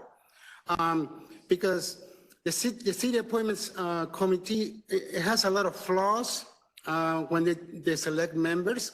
They don't have, for instance, a member that sits on in case a member gets sick. And then we have a lack of continuity because a member director is unable to continue. So that is one of the recommendations I have made to the city appointments committee to increase perhaps the number also the representatives at the table. We only have 3. It's 2024. I mentioned it to Mayor Olivia Chow the other day at executive committee, increase the number of tenant directors so that we can achieve one of the major goals of this corporation, which is to dedicate the best service for our residents. Thank you. That's it, my invitation for today. Thank you. Any questions? I'm here 24 hours. So Miguel, are you talking about the Tenant Advisory Committee? That's what Yes, Chair Campbell. Okay, great. Thank you. Thank you for the deputation. Okay. Okay. Any, By the way, I sent my deputation online that I spoke at the planning. yes, I believe it's been received. Right. Yep. Thank you. Any questions of the deputant? Okay. many But maybe this is a question for staff. How many people? This might be a question. How many people are? So on wait. Oh, so Nadia, how many people are on the tenant advisory? So I believe the original recruitment was to get 24 members. I think actively we have 18 members. So we have modified our quorum to reflect the updated total number of members. Julio Regoris, who's on the call, manager of tenant engagement, if those numbers aren't accurate, if you can just double down on them, that would be helpful. Thanks. Through the chair, thank you, Nadia. No, the numbers are correct. We have about 18 active members, plus the additional tenant directors as well. I see. Okay, yes, that's true. I didn't know that. And I'm assuming that you have geographical representation from East, West, and Central. That is correct, Director Levy. Thank you. Okay, seeing no further questions, could I have a motion to approve the item, the recommendation? Moved by Marcel, all in favor? Thank you. Next item is item 9C. And Anne Marie Tomlinson would like to make a deputation. Anne Marie, are you there? Yes, I'm just trying to connect. Yes. Sure. It's 1 second, 9C. So it's so important when we're talking about these various committees and having access to them and having proper feedback to them. It is important that we have, a dedicated person that would do that. I know time constraints. I know everybody has a lot to do when they're doing these various committees and accordingly to their jobs as well. But it's so important that we get feedbacks because we take time to give this deputation to see what some issues are of concern, and we really would like to see what's happening or what's going on. And just a quick mention, if my deputations and ideas, if they can stay on the action line and reflect in the minutes until some type of decision or something happens in regards to what's being discussed today, or when we can get some information in regards to that. So the importance of putting new items on the 9C tenant advisory table is that there's so many tenants that are here. We have, like I said, 60,000 tenants in Toronto Community Housing. And you can imagine there's silent voices, and there's a lot of voices because we're working in community. We hear what community is saying. And there's so many things that are outstanding and important priority issues to tenants that really need to be looked at, talked about, and see how we can come to some kind of ideas, conclusions, maybe handing out some of the service to an independent body where objective opinions could be given. And that's very important to the progress of hearing voices and making sure we're heard, and making sure that some type of conclusion or action that's going to be effective to the issues at hand. When we feel like there's no effective action to the issues at hand, then some tenants may get disgruntled in regards to talking about it, because they feel like the voices are not being heard. Nothing is happening. And I'm asking the city, when they're looking at these policies, if they can incorporate some of these ideas into their policies when they're giving it to Toronto Community Housing, so tenants, youth can have their voices be heard.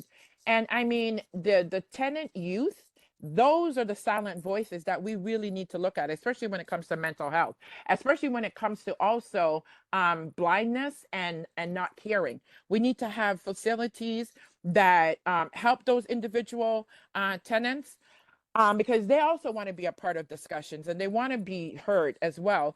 And if they don't have an effective communication channel to do this, then their voices are going to be silent, right?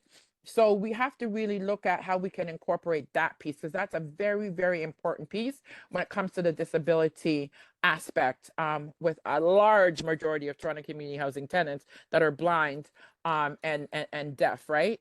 So we need to look at that piece and see how we're supporting them at the advisory table. And if positions are not filled at the advisory table, if they can be put out again to applicants to apply, to attend these meetings. And like I said, having information how to attend, to listen, participate if we're not a member, that would be very important, because right now I have no idea. I've been asking from last year. Until now, I don't have any information about that process, or how to get in there to give ideas or concepts or whatever, to have an opportunity to put information to the city and the board. So that would be very helpful if that could be done. Thank you so much. Okay, thank you, Anne Marie. Appreciate the comments. Questions of the deputant? No? Anne Marie, I have a question.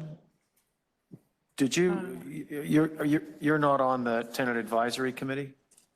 No, sorry. No, Chair, I'm not. Last year when I appeared in person, I did inquire how I could apply or what the process is, but I didn't get any information or feedback in regards to that. So till now, I'm unaware of how to do that. Even some community members are asking in regards to how does one sit at the board as when they have positions available, and if tenant wants to participate at that level. How are all these things done? We don't know. Okay, thank you for that. Thank you. I'm just going to ask staff for a comment on that sort of form of communications. So through the chair, we did extensive outreach to create the Tenant Advisory Committee. We did 3 rounds of outreach using multiple channels, including online communications, direct email. It was in the tenant's loop, requesting tenant membership. We had quite a few applicants from all regions. There was a fairly robust screening process as well as an interview process to identify the 24 members. So we did also have members on a waiting list, and so we were able to bring up additional individuals. We are looking at the next round of outreach. So Julio, I don't know if you can comment when the timeline is on that, but I would say I'm fairly comfortable that we did quite a few rounds and a fairly robust process in 2023 to get to the current membership. To the chair, that is correct, Nadia. Thank you for that. In terms of the current Tenant Advisory Committee, the term expired at the end of 2024, which at that point, TCHC, we launched the recruitment process for the continuation of that table. The detail of that transition is still to be worked out through the committee, but the term for the current advisory committee it ends at the end of 2024. And Julio, how long is the term? This one it's about 1.5 years. We launched last July, and that was the first iteration of the committee. So it's 1.5 years for this current committee. After that, it will be a 1-year term. And I understand there's 6 vacancies. Why have they not been filled? Thank you for the question, Chair. So if our CEO mentioned, there was extensive outreach that went into establishing the table. So as vacancies occur, we went back to the list of those applicants that were successful, but not to get into the position. So we used that that list of applicants to fill the vacancies. So at the moment, all seats are being filled at the advisory committee. So 24 or 18? So, just for clarification, we have active members sit on the committee that so I'm in individual situations, but the goal is to have the optimal group of 24 active. So there's individuals that we're working through to establish whether we need to replace the position or not.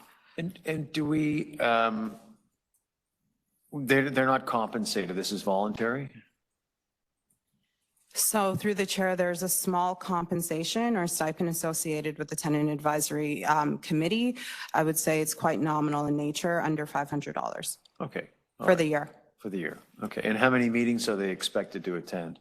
Typically, it's a monthly meeting. I don't believe we had a meeting in January due to availability, but we did have a December meeting, and we will have a meeting every month thereafter. There were a couple of months in 2023 where we had 2 meetings a month. And do tenants show up, or is it done, or do they do it virtually? It's a hybrid meeting. We actually run it out of City Hall, very similar to this format. All the staff are on site at City Hall. As you know, it's co-chaired by our CEO, as well as the Deputy City Manager at the city, supported by TCHC staff as well as city staff, and I typically attend to listen. Great, okay, thank you. Any other questions of staff? Okay, so this is a motion to receive, correct, Dara? Yes. Great. Motion to receive moved by Marcel. All in favor? Thank you. Next item, number 9. Update on the reinstatement of site staff access to CCTV. Catherine Wilkinson would like to make a deputation on this. Catherine. Yes, thank you, Chair Campbell. I don't think I've ever worked so hard for free. Okay, so I wanted to give a big shout out. I wanted to thank Nadia and Alan in the safety unit for reevaluating this process, considering how this operations decision would indirectly impact on tenants and staff who serve them, and reinstating CCTV access for superintendents. I do want to comment, however, I do not think it's a good business practice to change the name of corporate policies once approved and implemented. The CCTV policy has been in place for probably over 15 years that I know of. The name is well recognized amongst staff and tenants alike. Changing the name may actually lead to confusion for people who wish to access the policy or reference previous iterations. If I could make a friendly amendment, it would be to keep the policy name CCTV policy with the subtitle security video surveillance directly beneath the title. And that spells out exactly what it is. You know, board and committee materials are posted on our public website. When someone conducts a search by topic, the name of the report must be exactly the same each time it appears on an agenda to ensure that people can find all the related materials by topic. So when we start changing the name of things, that actually severely impacts people looking at things. So I want to thank you, Chair Campbell, the directors of this committee, management. Today is a win-win for tenants, staff, and visitors. Thank you so much. No, thank you, Catherine, and thank you for your advocacy on this particular item. And any questions from the directors? Okay, seeing no questions, we have a deputation from Miguel Villaverde.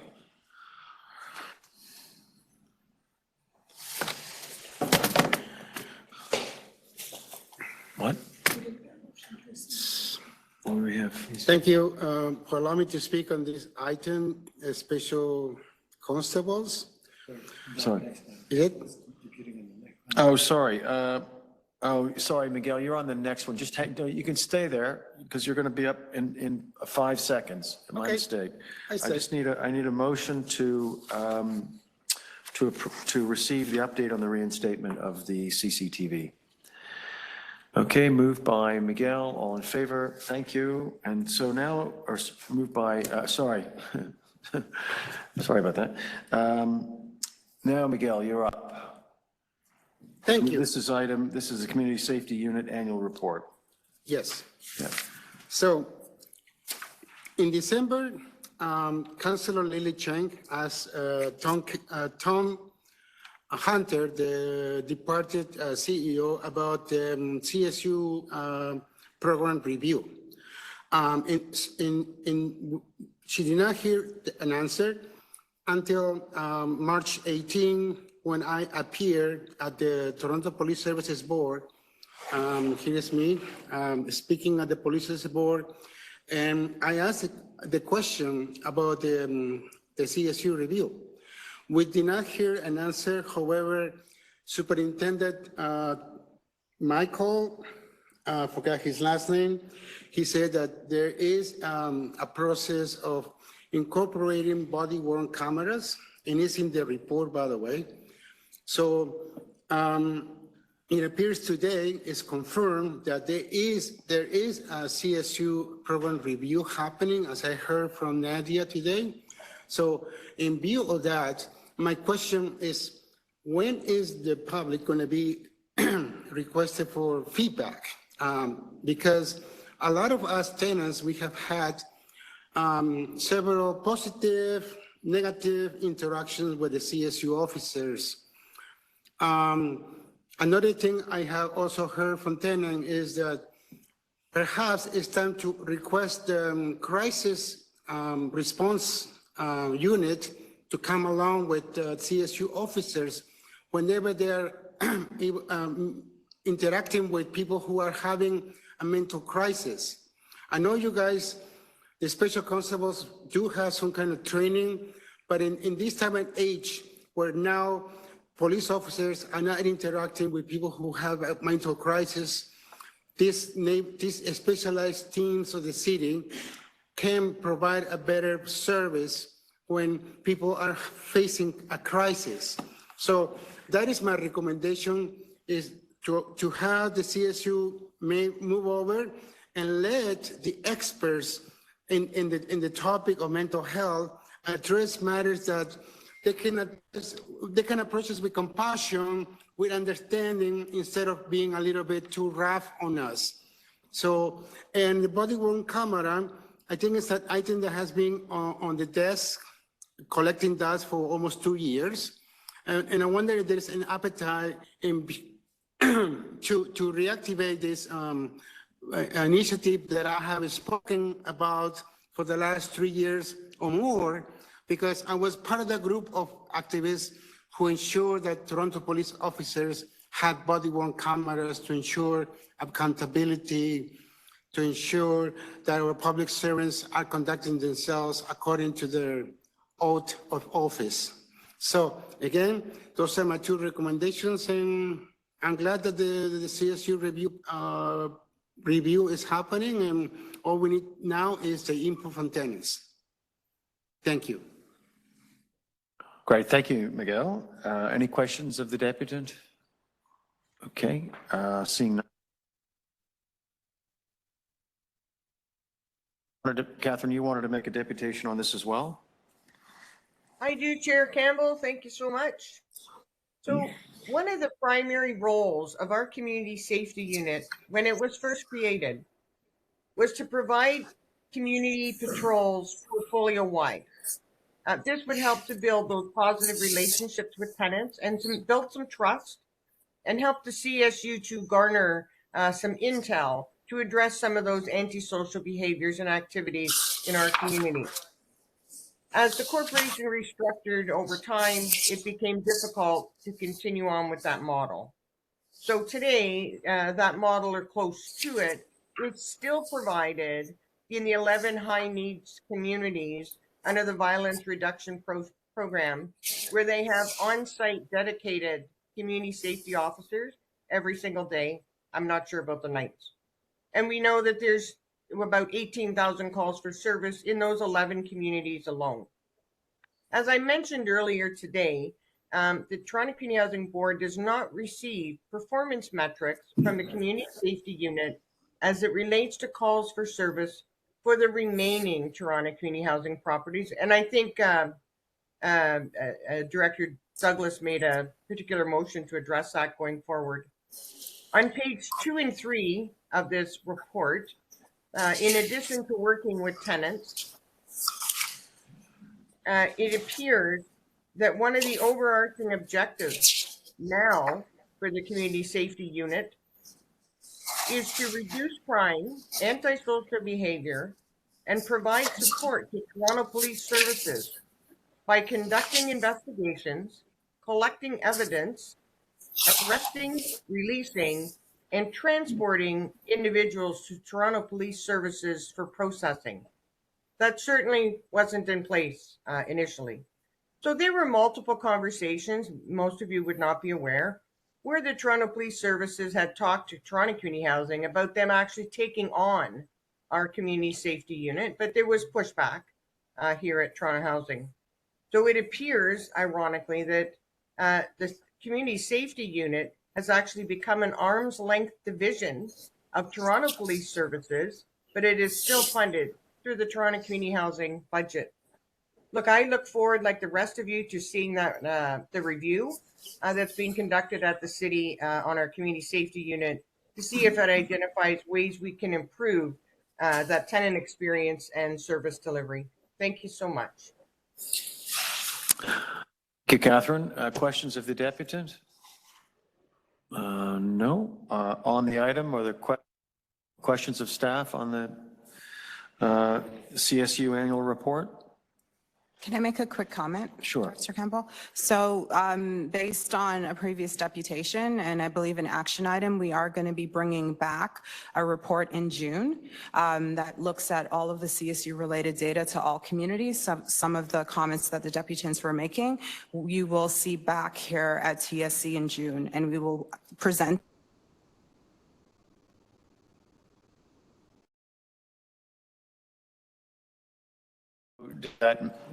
What exactly does that mean? What kind of data will be? So I will turn it to the surface. I will be looking at data, the dispatch center data, and any antisocial behavior outside of the VRP community. So I think there was a request at a previous meeting through the deputant to members of the committee. And so we're looking to actually bring that information back. One of the suggestions today was look at whether we could do that quarterly. That's something I'll back with the team, but we will be bringing the annual report to the next TSC. Great, thank you. I've got a question in regard to the number of constables we have, because I heard the number that we had around 120 or 130, and the report says on page 240 we have 171.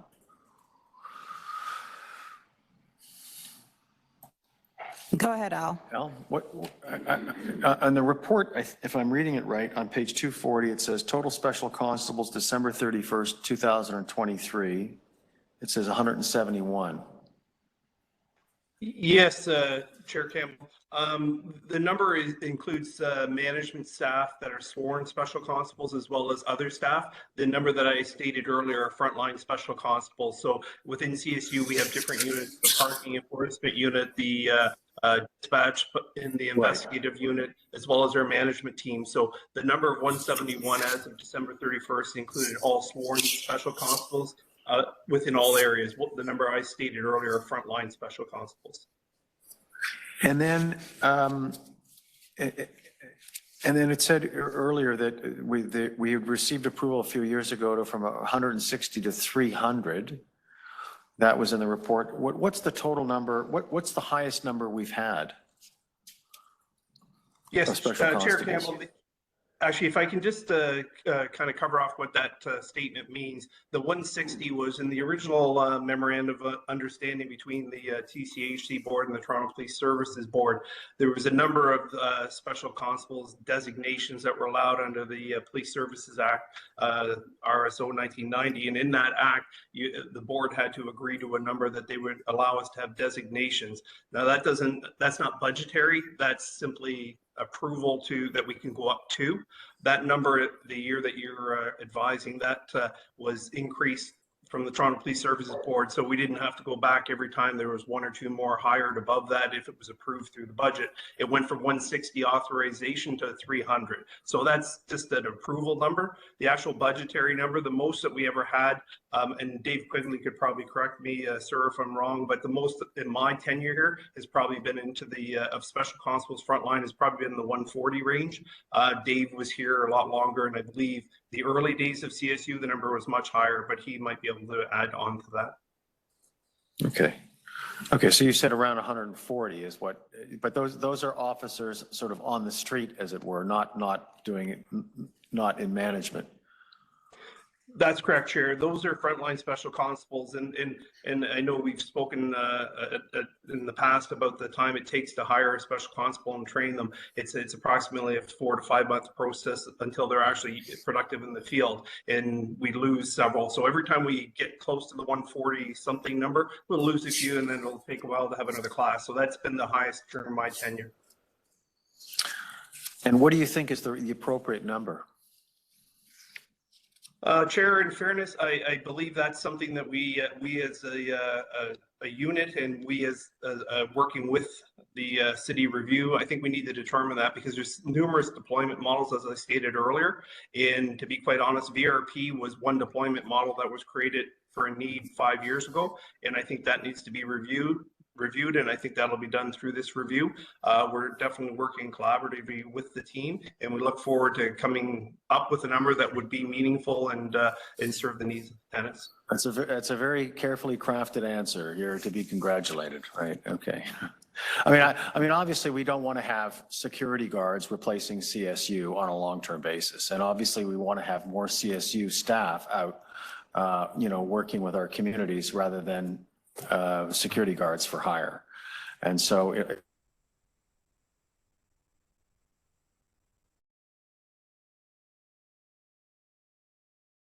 if you have 100 of CSU and are not on the street,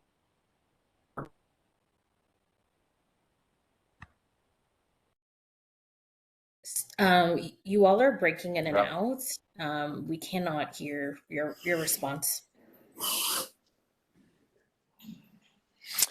So for directors who are online, we've engaged in a discussion with broadcast staff to see if we can identify the source of the technical issues that we're having.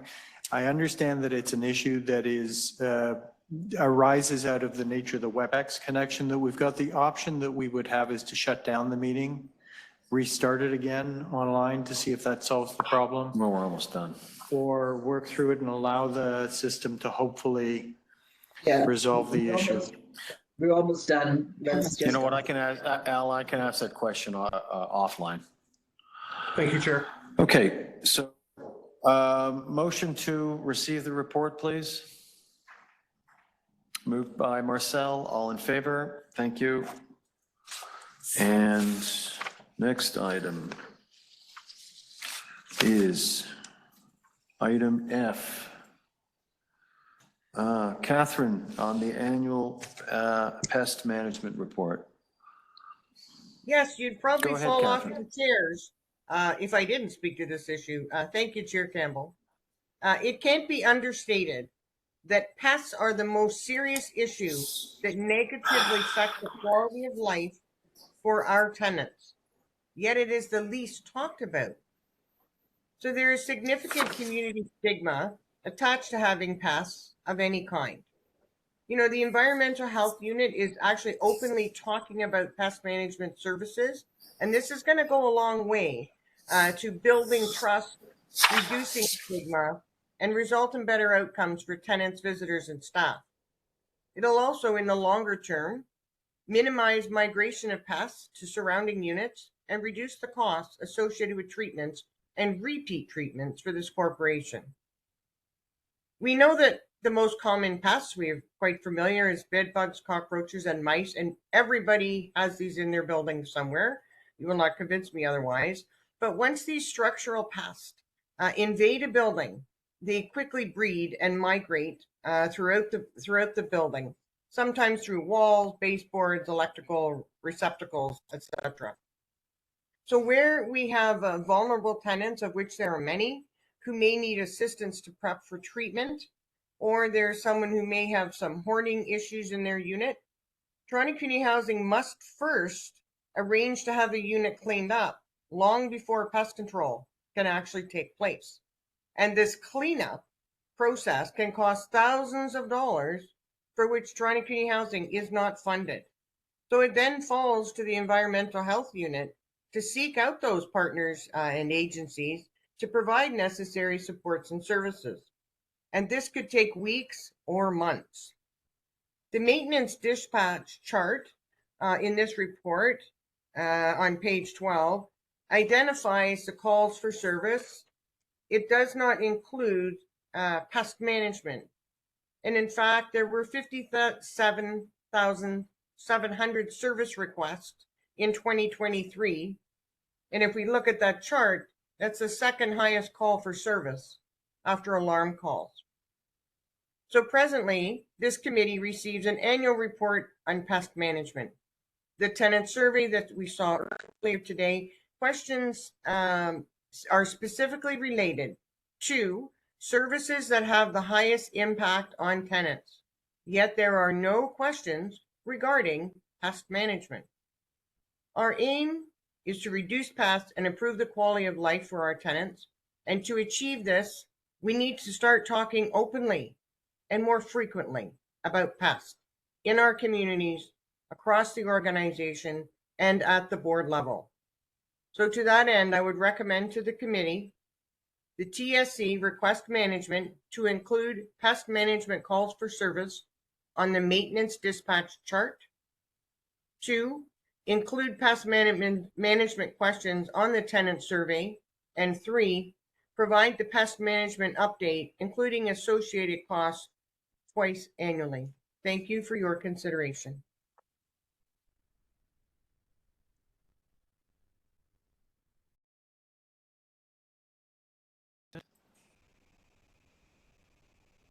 Item?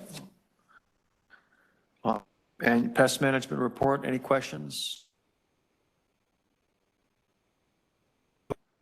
Ziva, could you do that? Could you move receipt, Ziva? Debbie, yep, okay, thank you. All in favor? Okay, that's passed. That's received. Next item is the annual inspections report. We have a deputed, Anne Marie Tomlinson. Anne Marie, are you there? Yes, I'm here. Just takes a minute to click on, sorry. Yeah, so I will just start by saying that the annual unit expression is very important. And the most important thing is I'm asking the city if all my opinions and ideas can please be reflected in the minutes and stay on the action line until we have some type of decision. This is what's happening, and we really need to, City Hall really needs to take a closer look at this policy in revamping it in regards to making it reflect the standards of living of today's tenants at Toronto Community Housing, because we're not special. We're like every other tenant across the GTA, right? Because we live in Toronto Community Housing does not mean that we don't have rights when it comes to unit inspections, right? Unit inspections, when they're being done, you know, we have staff putting in their own opinions. We have them taking pictures from wherever and implementing those pictures to fortify their ideas in regards to what they may be saying in regards to tenants. Additionally, right, if any tenant has been in any program, right, and done, finished, concluded, right? That's a finish, not repeat, repeat. The same matters, the same issue that can look like a harassment in regards to these staff that are doing these things. We need a clear perspective, because back in the day, and I still do believe Toronto Community Housing does have this sheet. I've seen it with their subcontractors before Toronto Community Housing directly took over some of their sites, right?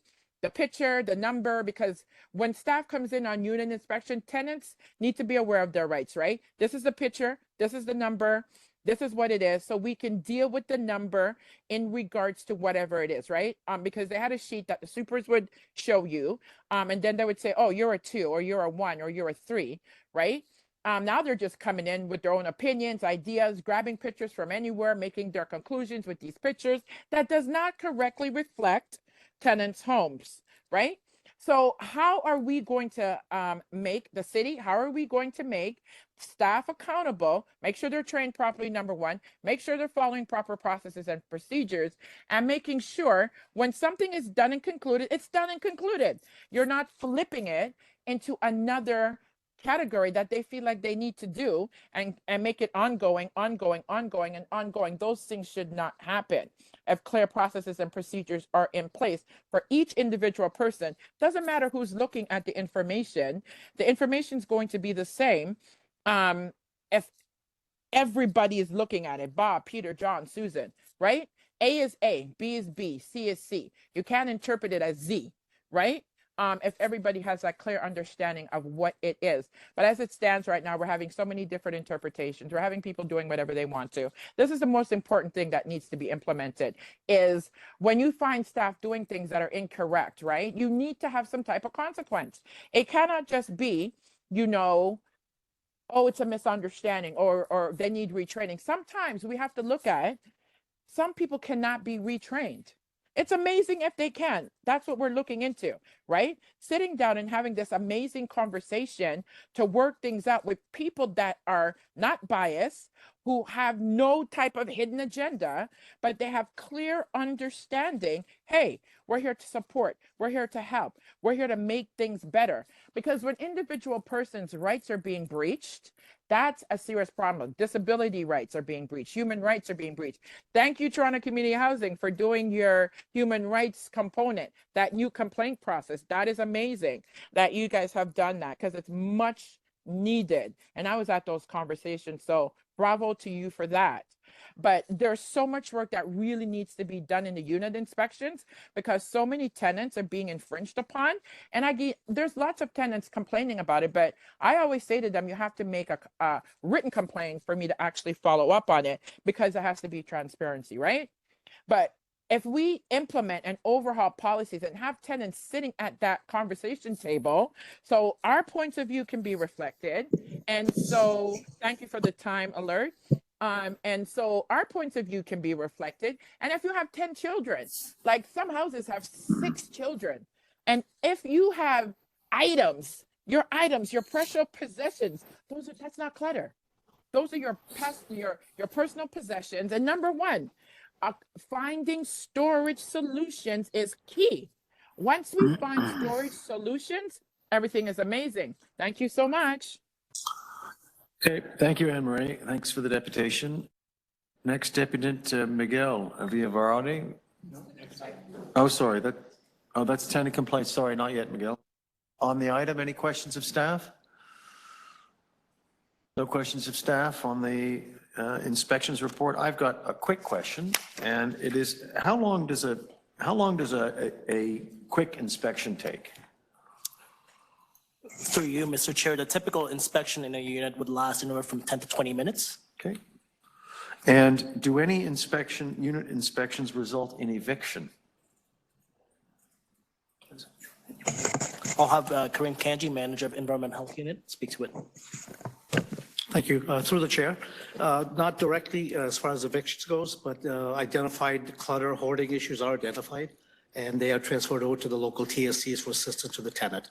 Got it. So we work through the process to help them come out. It's not a direct eviction.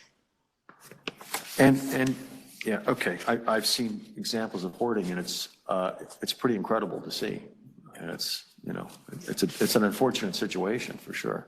But that is why the AUI is very important, right? We get to identify a lot of these units that we don't normally see. Right. Right. We have a lot. I mean, no tenant's going to come out and say, "I have a clutter code 8, come and help me." Right. Right. They need the assistance. We identify it through there, and there's usually really good follow up through it. Right. Great. And that's also the EHU people get involved with that aspect of it. Right. Okay. Thank you. Okay. No other questions? I just from, have I have a question sure. for staff. Go ahead, Ziva. Thank you so much. So the deputant said in her deputation that superintendents take photos. Are they allowed to take photos of people's units while they're doing an inspection? Through you, Mr. Chair, the photos that are mentioned by the deputant is part of the documentation process as part of the AUI inspection. They are supposed to be taking pictures of the issue at hand so that they can have documentation and then pass it over to the vendor for it to be rectified. But it should only be capturing the issue at hand within the unit. All right, thank you. Okay. Okay, could I have a motion to receive? Moved by Marcel, all in favor, thank you. And final item is the tenant complaints update. And we have Anne Marie again on tenant complaints. Yes, so this tenant complaint process is so important that tenants be heard. I'm asking City Hall if they can please revamp this process, because right now it's in serious chaos. Rights like human rights, disability rights are being breached. So you make complaints and you give it to the various whether you're East End, Central, West End, or whatever, when you're making complaints to your various offices or the individuals, it doesn't really get handled properly. And additionally, when it gets escalated, right? It gets escalated to a various department, but this is what it is. You cannot quote policy, and it's the policy that is not working that tenants are usually having to have these complaints about, right? Sitting spewing policy that's not effective or working does not work.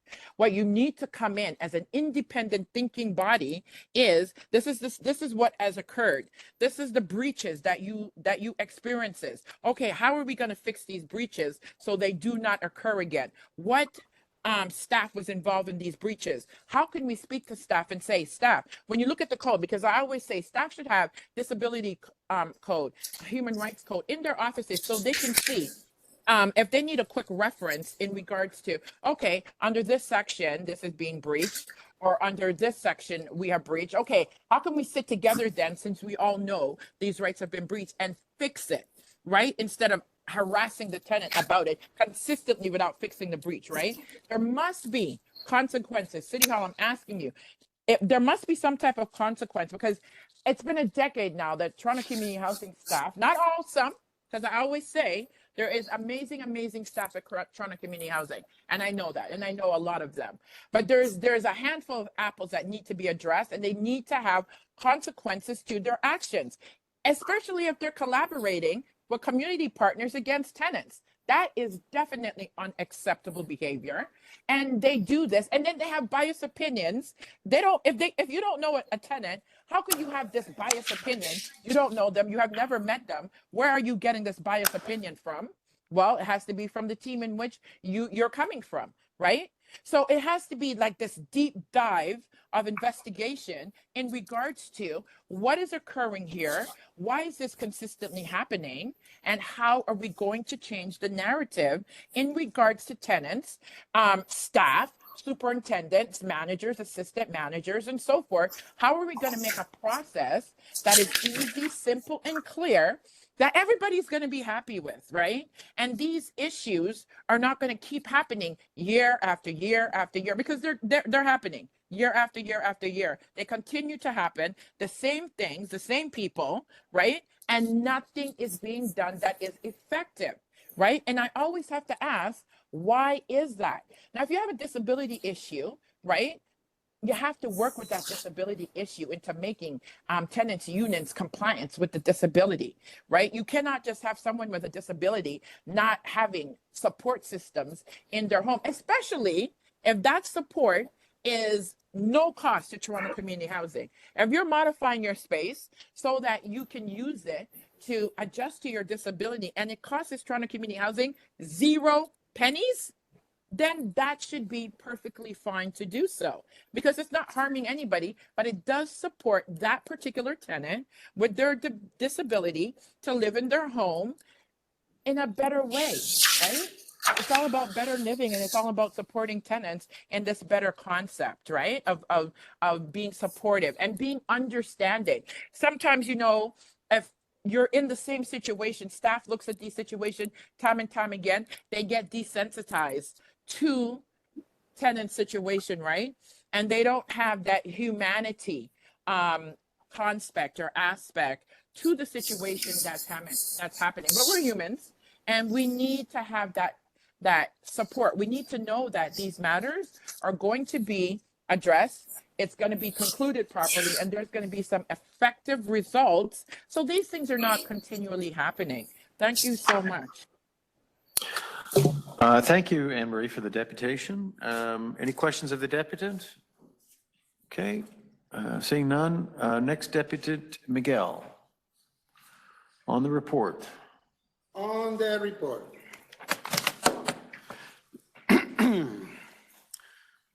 Thank you, Anne Marie. Your deputation explained a global situation, issue in a few words. And I'm glad that Sean is hearing, because we seem to have the same problem because of the same people in power, in control. So we keep repeating the same mistakes instead of solving the problems at hand. So Sean, last year we have an investigation of the Ombudsman with regards to human rights complaint. TCHC says that they're willing to accept the 14 recommendations of the Ombudsman, and I hope it happens efficient in an efficient manner, because there are several problems with regards making accommodations under the Human Rights Code. I have disabilities, I have mental health, I have physical disabilities. We have a serious problem with regard noise complaints, which are not addressed in a timely fashion.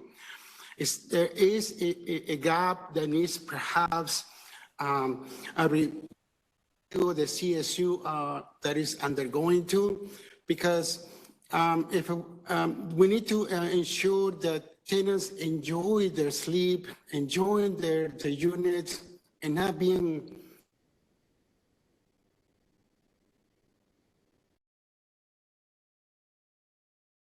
the same days. So that is a situation that Sean, that perhaps make some profound changes to the corporation to ensure that those complaints that you're hearing from Anne Marie, from myself, from many other tenants. If it wasn't because TCHC didn't take complaint of noise in June 2023, today I want to be evicted from my unit. See, Sean, you see the injustice here? Your staff, instead of finding solutions, they seem more convenient to throw me under the bus. That's your corporation. You need to clean the house. Welcome to TCHC. Thank you for your deputation. Any questions of the deputant? Okay, on the item, tenant complaints update, any questions of staff? On the statistics, the numbers, anything? No? Okay. Okay, motion to receive that. Marcel, thank you. All in favor? Okay, great. And that completes the deputations and the public agenda. We've got a very brief private agenda. Motion to adjourn the public session. Debbie, thank you. All in favor? We'll come back in about 5 minutes, okay? Don't go away. So we're going to use the 5-minute break to